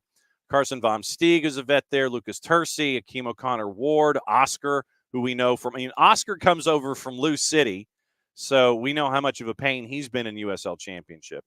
In the midfield, Emerson Heineman, so it'll be a bit of a homecoming for Emo. Cariaga, Zach Duncan, Luis Fernando is still a part of it. Bruno Lapa, Les Paul. Seriously. For a team in Memphis to have a player named Les Paul, how much more perfect can you be to have a player named Les Paul as one of your players?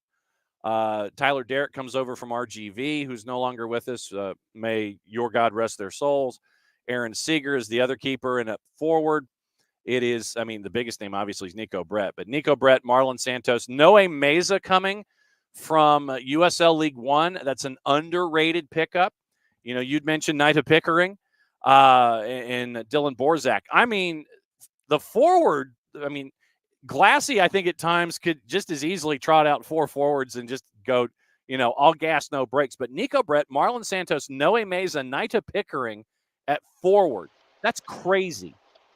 And this is one where you go back to the Birmingham connections that we built up over time and that we discussed last week. Marlon Santos is a really interesting one for me, just because watching him last year, he is so creative on the ball, but it was kind of hit and miss at times. But when he was on, he was unplayable. He was just he's just picking up. He's forcing yellow cards left and right because he's just demolishing people. And you look for some consistency there, and you bring in a mix of veterans and young players, and continue to try and develop young players coming through that Memphis system. So, and it doesn't hurt that you have Stephen Glass's experience with the last 2 clubs he was with in Atlanta and Aberdeen. Both put a heavy emphasis on their academies, so you imagine that he's also going to be looking at players coming through the young areas of Memphis as well. I don't know what Memphis's youth structure looks like, to be honest. I don't know, if they have anything fun and exciting coming on the line. We know Pickering is a thing, but man, they should be a fun team in the East this year.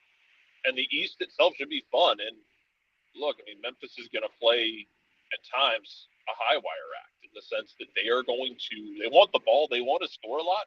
They're going to put their defenders in tight situations, not unlike Atlanta, where they're going to say, hey, we're going to be getting bodies forward, so we're going to need you to defend, some tricky situations sometimes. It just kind of comes with the territory of trying to rack up goals. And it's a matter of, can they get everything to sync up this year? Because they started the year slowly last year, but then the middle of the season, they went on a 7 or 8 game winning streak. I think it was right. They started doing well right before they played Atlanta in the Open Cup, and then rattled off a ton of wins in a row before losing to Birmingham in the Open Cup, which was a weird game because that was the best game Birmingham played for 2 months.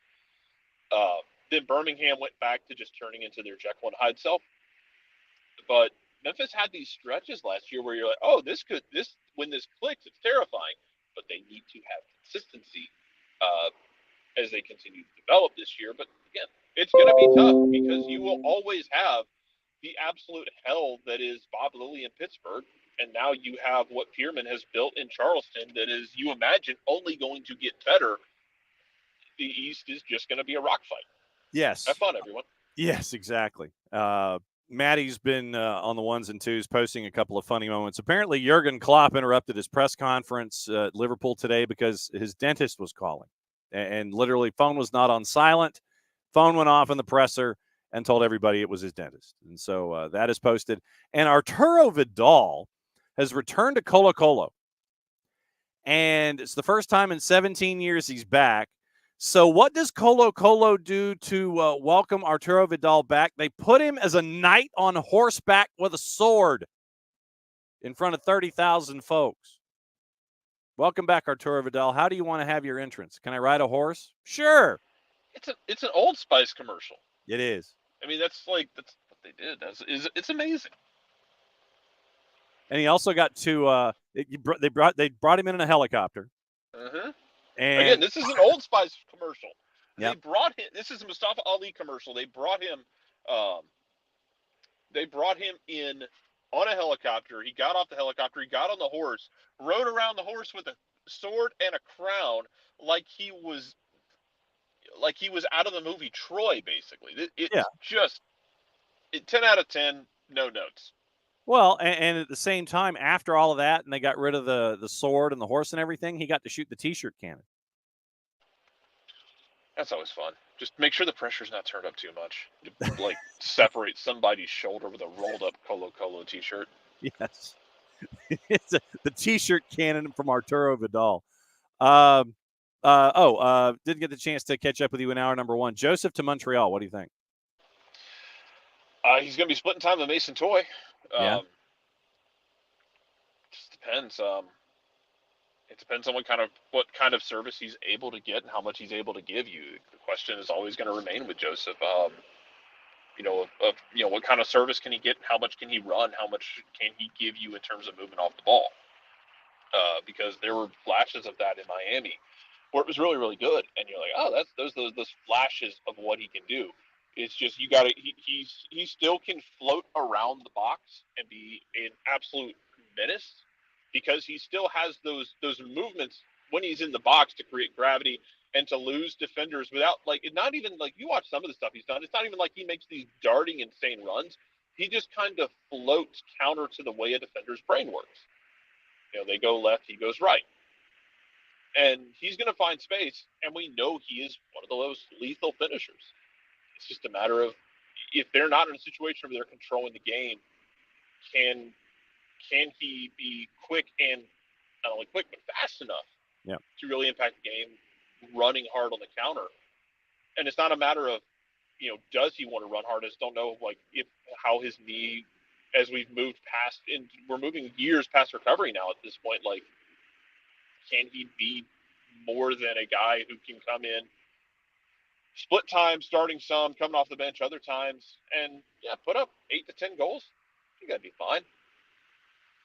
He's still going to go down as the greatest what if that this league has seen, probably. Yeah. Because if you extrapolate his numbers out from when he blows his knee on that trash ass turf in Nashville, if you even conservatively push out his numbers year over year, he'd be breathing down the neck of Wando's record now. Mm-hmm. I mean, we're talking about a guy who was on Barry Bonds pace. Yeah. In terms of hey, he's going to set a record. Who's going to break it? That's a great question because I don't know who. It looked like that kind of situation. It's just a jarring what if, and it is always going to suck. Even though we talk about he's still playing. Don't mean to talk about him like he's dead, but it's a jarring what if with his entire career, and it sucks that that's a thing. But the short answer is he's going to split time with Mason Toye. Let's see how Memphis looks. Let's see what sort of service they can give him. But he stays in MLS, so you get to see him again. Yeah. The roof will collapse at Mercedes-Benz again when he comes in to visit, because you can't ever forget what he did, nor should you. No. In 134 appearances with Atlanta United, 98 goals, 7 with Inter Miami, and 27 appearances with Messi and friends. And so, right now you're at 105, and it's reminiscent of like Ken Griffey Jr. for me. If that's a good one before the injuries hit. Yep. And, Ken Griffey Jr. comes back after the injuries, and you wonder what the pacing would have been for him if he had been healthy. And so that for me is going to be the analogy that will always stick with me. Ken Griffey Jr. would have been a part of the discussion in chasing after Hank Aaron and those kinds of records. But, injuries and what have you. And damn you, Immaculate Grid, for screwing me up this morning because as I play in the morning, it didn't go very well. Griffey ended with 630 home runs. Yeah. And had those just slew of injury-ridden seasons. To his benefit, I mean, he was also doing it at the Great American Launching Pad or part of it at the Great American Launching Pad when he went to Cincinnati. Mhm. Dude hit 630 home runs and had Mhm. like half of his 30s were just wrecked with injuries. Yeah. I don't think it's very difficult to think he would have passed. He would have passed 755. Yeah. In 2001, he plays 111 games and hits 22 homers. 2002, only plays in half the season, hits 8. 2003, plays in 53 games in Cincinnati, hits 13. Plays in half the season in 2004 at the age of 34, hits 20. Then gets back to being healthy in 2005 at 35, hit 27. 2006, 27. 2007, 30. 2008, he finishes with 18 home runs in 143 games. And then he goes back to Seattle for 2009 and hits 19. And then in 33 games in 2010, doesn't hit a home run. And then you knew that was it when he hit 184. So if you take out that midsection in 02, 03, and 04 and just add decent numbers to Ken Griffey Jr. You push all of his numbers up to 30. That's what, 10, 30, 40 home runs. You're at 670. So, I mean, you're chasing it. You're chasing it at that point. You know, the half season he had in 95 when he was injured, where he had 17, you could, add there. So he's chasing those numbers for me. So that's that's kind of what I was thinking. Also could have benefited from an era of full-time DHs in the National League that we have now. Yes, absolutely true. David and Abby with some public service announcements here. Enter Atlanta at Arizona Avenue Tuesday, a women in sports event at 5:00. And David doing his Lord's work, your Lord's work tomorrow. National Ice Cream for Breakfast Day.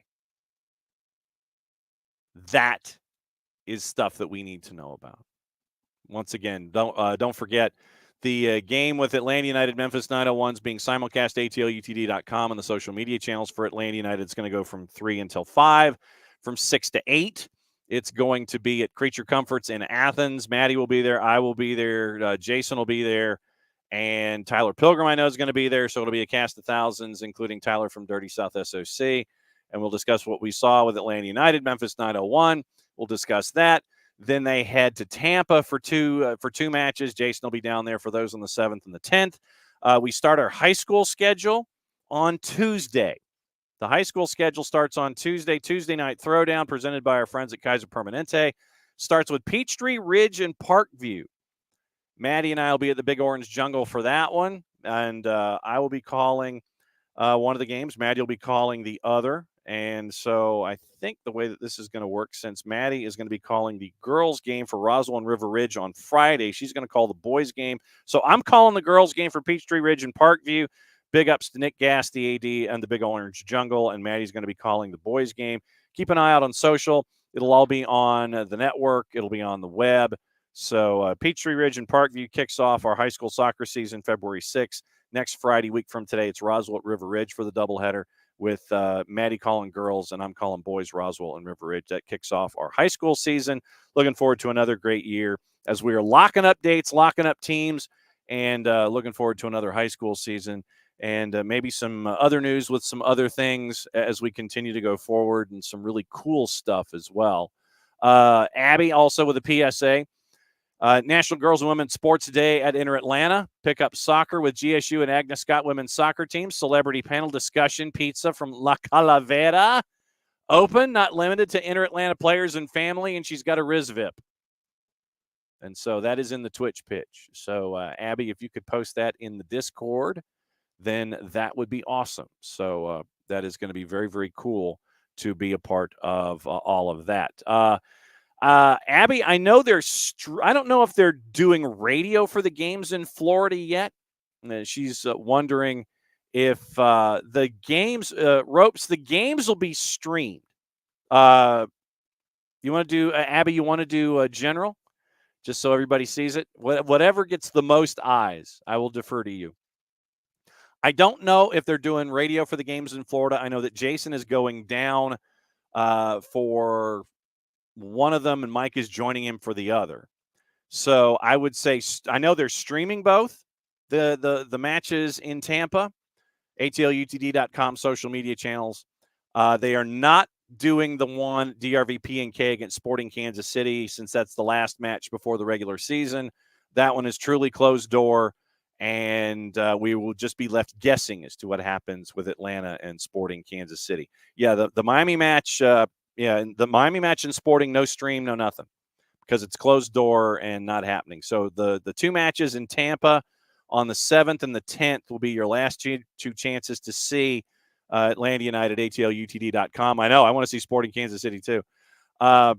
ATLUTD.com, social media channels for the match this weekend with Mike and Jason and Memphis 901, and for Jason and Mike for the two games in Tampa on the 7th and the 10th. Closed door, but they will be streamed. And like I said, Jason will be down there for the first one, and that's why the Lunatics are running the high school asylum with me and Maddie and Jarrett and everybody else with our first two games, first two doubleheaders on the high school schedule, once again brought to us by our friends at Kaiser Permanente.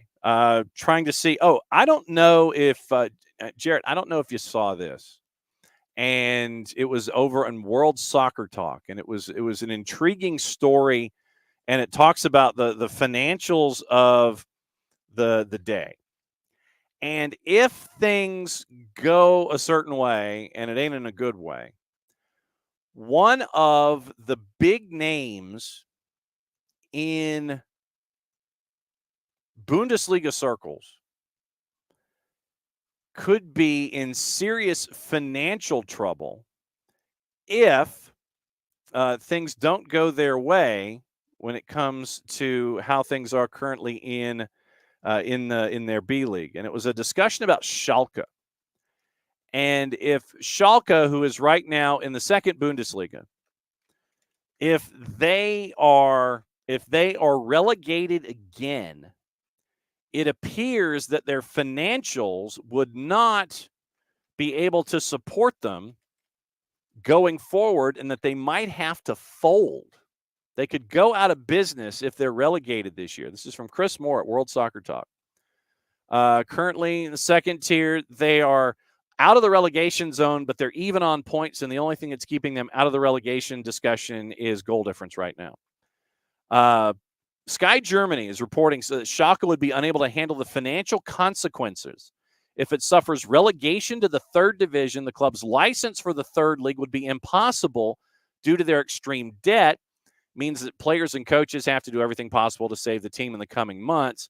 One of the more successful German clubs, obviously, only 3 other teams have more Bundesliga titles: Bayern, Dortmund, and Nuremberg. They've collected the third most DFB Pokals. That's their country cup, premier domestic tournament. They have been a Bundesliga mainstay in recent memory. Europa League title 97, collected the cup by winning there, and they got their most recent Pokal back about a decade ago. But they've never fully recovered from COVID-19, according to Chris Moore. Global shutdown exacerbated their financial issues. Team officials publicly claimed at the time club was facing possible bankruptcy. Schalke did initially survive Bundesliga relegation during 1920, finished at the bottom the following year. They've racked up significant debt. The total financial obligations are around $179 million, and the club may not even be worth that amount, especially if they're relegated. So got to keep an eye on that. They next faced Eintracht Braunschweig on Saturday. 15 games left in the season, but one of the big dogs could be in serious trouble. One of the stories that we're staring at going forward. And it's weird to think about, but that's something that has to be considered with all these clubs, is that this is the kind of thing that can happen.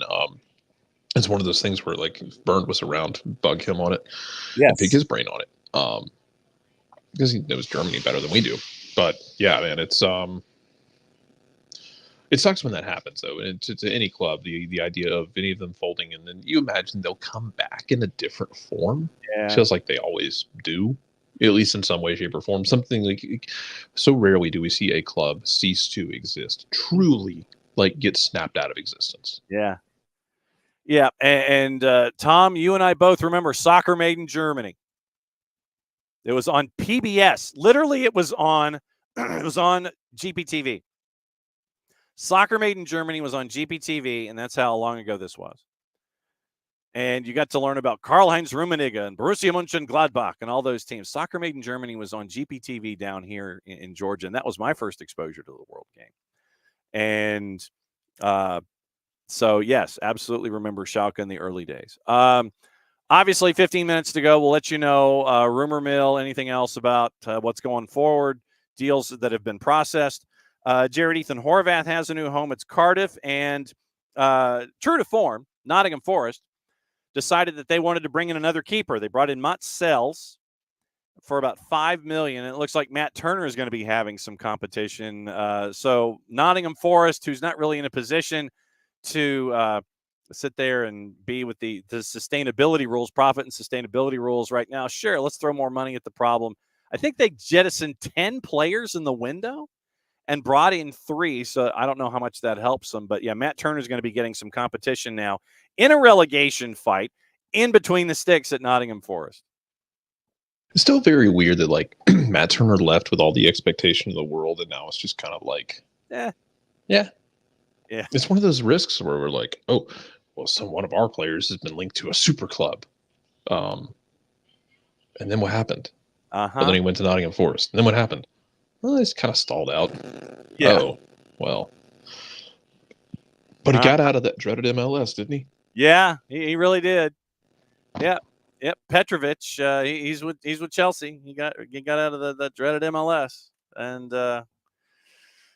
all that stuff that's been going down. And I know that when you're at the bottom of the table and you're concerned about your place in life, sometimes you just want to lash out. And strangely enough, if you're Chris Wilder and you're mad and you're at the bottom of the table, you're going to yell at the officials. Chris Wilder, after losing Tuesday to Crystal Palace 3-2 in a crazy one, he has now said it was time to speak out on behalf of the club about a perceived bias against them from match day officials. He described referee Tony Harrington's performance as ridiculous, and that he would be speaking. I'm speaking to the PGMOL about it. I'm mad. Literally, it seems like you're stomping your feet in the corner. He's getting ready for Aston Villa. We'll go through your juice boxes coming up in just a bit.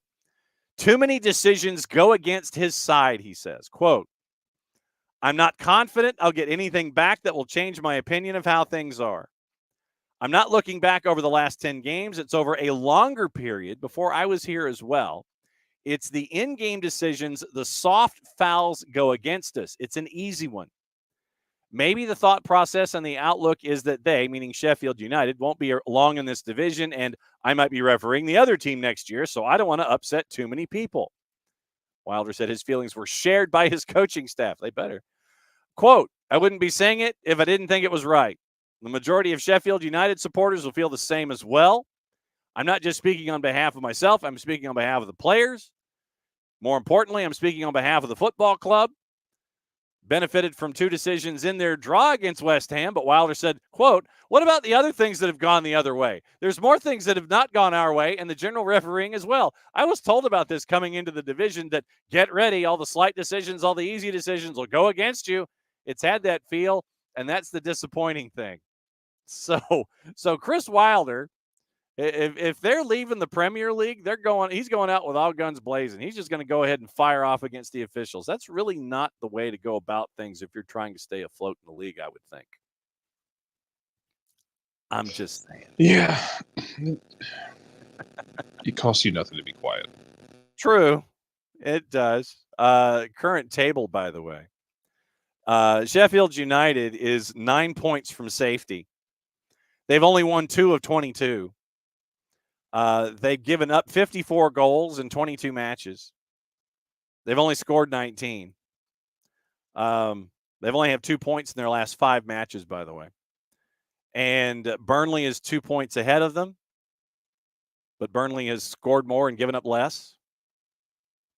Everton, with their 10-point deduction, is now in the relegation zone.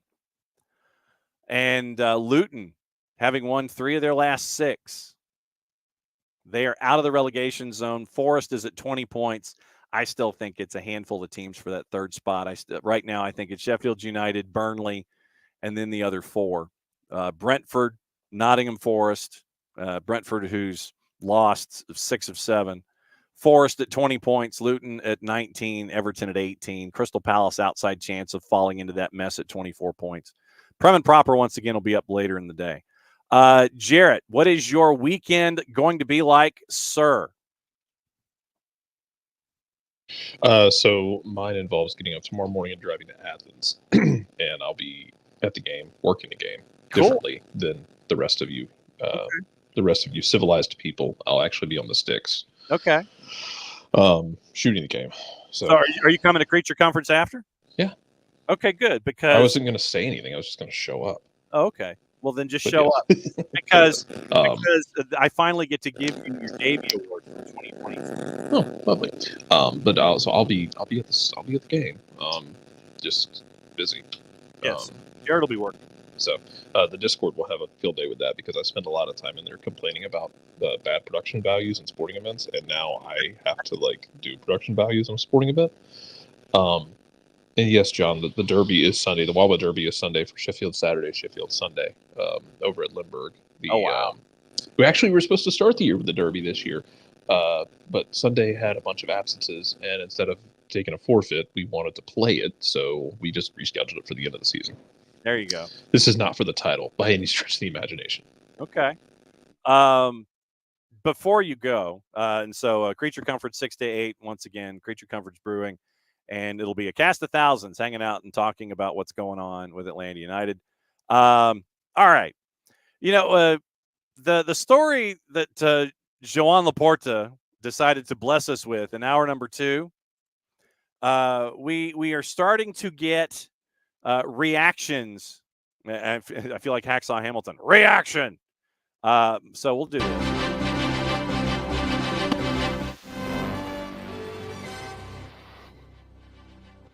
We're now having teams responding to Joan Laporta. Roma publicly deny they want to be in the Super League.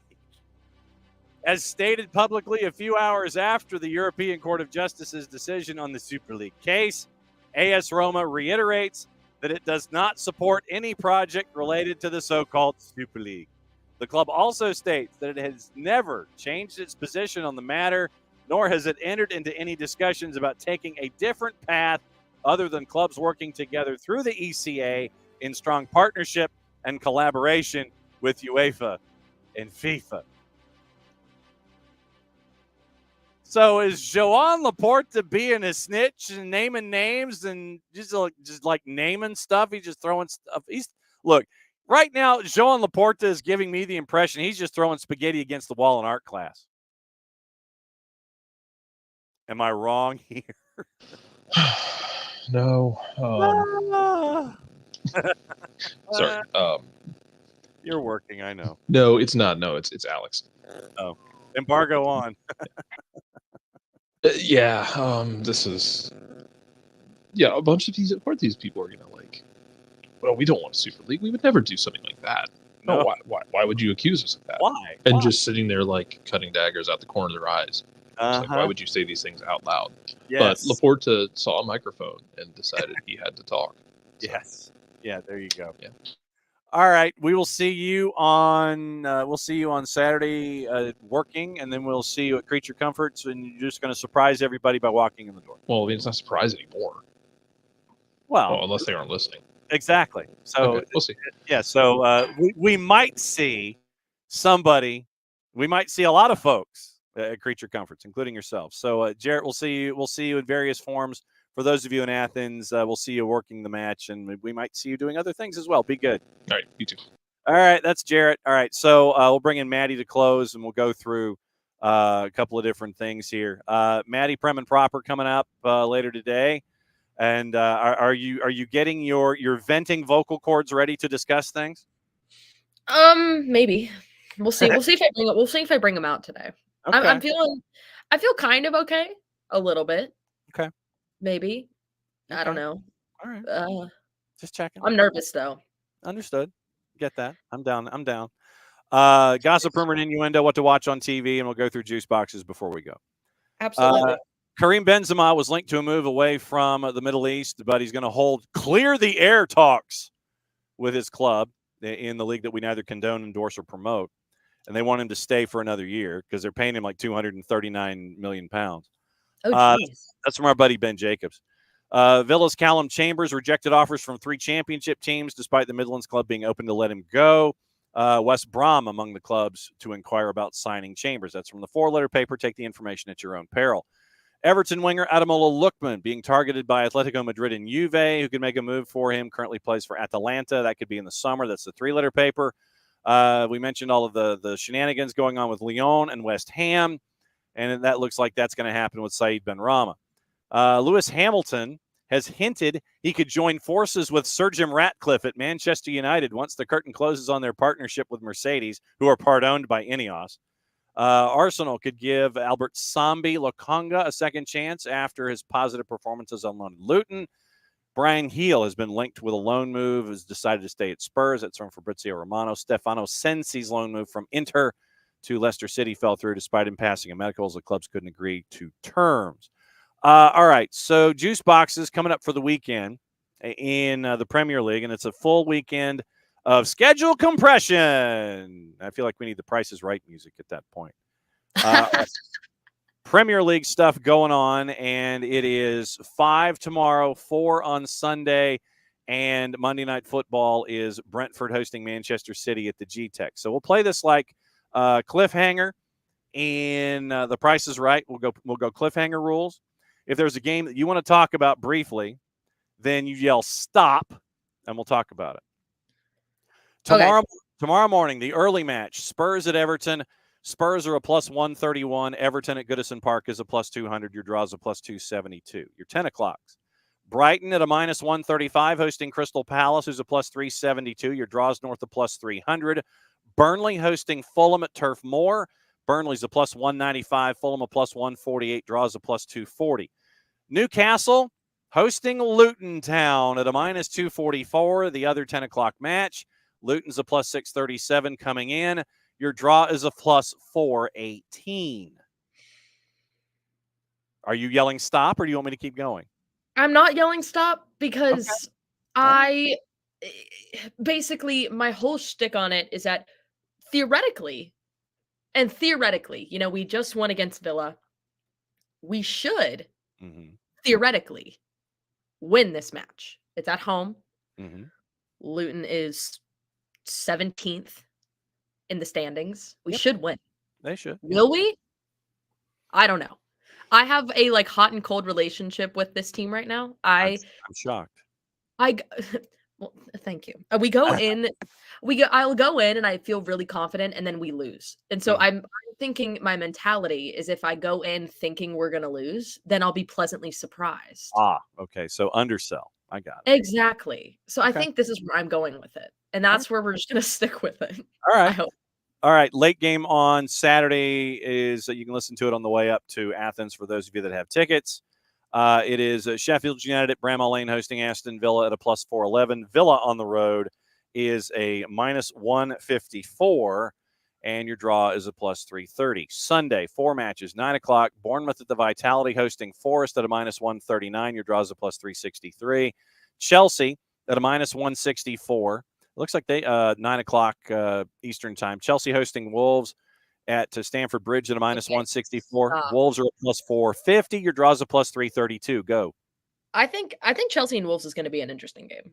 I think it's going to be a lot of fun to watch that one, just because they're both kind of fighting for that little slot. They're right underneath each other in the standings. I think that one is going to be a lot of fun to watch, especially with how Wolves played yesterday. Obviously, I mean, with that crazy game that happened against Man United, that was nuts. I'm excited to see where that game falls. I think it's going to be interesting. I'm going to definitely be tuning into that one. Understandable with that one. And Manchester United hosting West Ham. That one is something that hopefully Drew will be able to perhaps have a comment or two about. Manchester United, after the 7-goal madness, minus 154 at home, hosting West Ham at a plus 407. Draws a plus 329. Match of the weekend, Arsenal and Liverpool and Arsenal's a plus 125 at home Liverpool on the road, a plus 210. Your draw's a plus 270. Interesting one there with Arsenal at the top of the table. And then Monday Night Football at the G-Tech, we mentioned Brentford at home hosting Manchester City. Manchester City minus 233. Draws a plus 400, and Brentford is a plus 620. Dell says that obviously they couldn't bring in another striker because after Martial, because of FFP. Abby, thanks again, as always.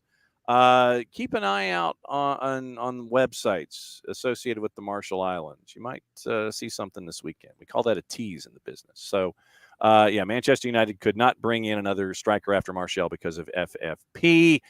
And so Brentford, big underdog at home in Manchester City. And yes, Dell, I do have Holland on my fantasy team. I've had him stashed the whole time. And literally trying to pick up I made some defensive adjustments because of what it looks like. But, yeah, I've got my front line is Holland, Julian Alvarez, and Ollie Watkins, Jared Bowen, Phil Foden, Gordon going up against Luton, and Douglas Luiz are my midfield. Right now, my defending three is White, Zinchenko, and Virgil van Dijk going all against each other. I've got Tarkovsky going up against Spurs on the bench, Kieran Trippier going up against Luton on the bench, and my keeper is Bernd Leno going up against Burnley. So that's my lineup. I've captained Holland going up against Brentford, and I've got Phil Foden as my vice captain, which means I get like 1.5 points. So I've had him I had him stashed the whole time, and I was fiddling with since it's a cap league, trying to figure out, okay, how can I stash him and still navigate what's going on? I had to figure out AFCON. I had to figure out Asian Cup. So I had Youngmin Son, but I had to get rid of him because of Asian Cup. But I stashed Chen from Wolves because he was cheap at 5.6. So I kind of stashed him the whole time and just went with, see, this is what we go through on the show. Absolutely. Yeah. We talk Premier League fantasy and how traditionally I end up like in the top 30% in the world on the Premier League website. Right now I am top 35%, 4.2 million out of 10.6 million. So I'm not doing too bad. I vote that next season we should do a Premier League fantasy league with all of us plus the Twitch pitch. I think it could be. I think, yeah, I'm down with that. Dell's lineup: Saliba, Alexander-Arnold, Estupinian, Foden, Palmer, Bowen, Saka, Solanke, Watkins, and Tony. So Dell is in for the fantasy. Okay. Dell's in for the fantasy league for next year. So we got to come up with our own league and figure out how to. I know we got to figure that out. I'll come up with a fun name. Yes, that is definitely part and parcel to it. What to watch today? Because obviously tomorrow everybody's going to be watching Atlanta United, Memphis 901. On the stream. So what to watch and where to watch it before we go. Soccer on TV. Thank you very much. It's good to know that they actually triggered my account and let it work. AFCON quarterfinals coming up at noon. Nigeria, Angola. Remember, in AFCON, the top 5 ranked teams on the continent of Africa are not in the quarterfinals. All gone. Nigeria, Angola at noon on BN. Ligue 1 at 3 o'clock, Strasbourg and PSG. You can watch on a BN. If you don't have BN, you can get it at Fanatis, fntz.co/soccer down here. Helps out the network, helps out Fanatis. Jason got me addicted to Fanatis. I blame him. French D1 Arkema at 3 o'clock, Fleury and PSG on CBS Sports Network. FS2, Argentina and Uruguay. So you get your Thiago Almada tonight at 6 on FS2, Argentina, Uruguay at 6. CONCACAF U17 Women's Championship, Panama and USA. That's at 1 o'clock, so watch the U17s at 1 on FS2. BN en Español, simulcasting all the events we just talked about. ESPN Deportes, Athletic Club and Mallorca at 3. 2 to NA at 10 o'clock, Puebla and Mazatlan. BN Sports Connect has the other quarterfinal, Congo and Guinea, not Equatorial Guinea, but Guinea. Guinea upset Equatorial Guinea 1-0 in the previous round. The Plus has La Liga, Bundesliga at 3, Championship at 3, Bristol City and Leeds. Fox Soccer Plus has Canada, Puerto Rico in the U17s, and they also have Chile, Paraguay on the Olympic qualifying. Golazo Network has the tail end. You can catch the tail end of the first half of Australia, South Korea. Watch the rest of it. Serie A at 2:45. Same on Paramount Plus. That is on Golazo Network.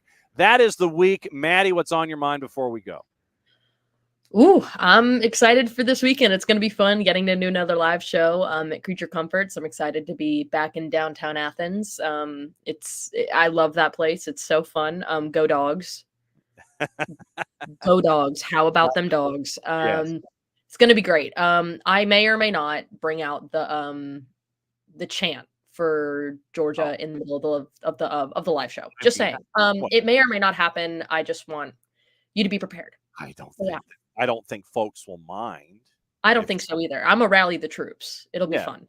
Yeah, get everybody all fired up after the match. That's 6 to 8. We'll be there, hanging out with you, and hanging out with everybody that makes it. So you get the match at 3, ATLUTD.com, or if you're there, one of the fortunate 4,500. I think that's what capacity is.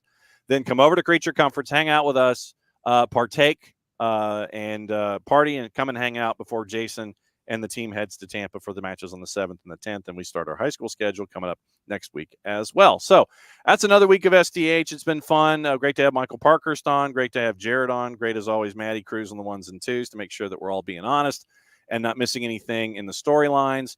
Do not be surprised if Joan Laporta loses his voice very, very soon after what happened this morning with his discussions about the Super League, where now teams are denying that they're interested.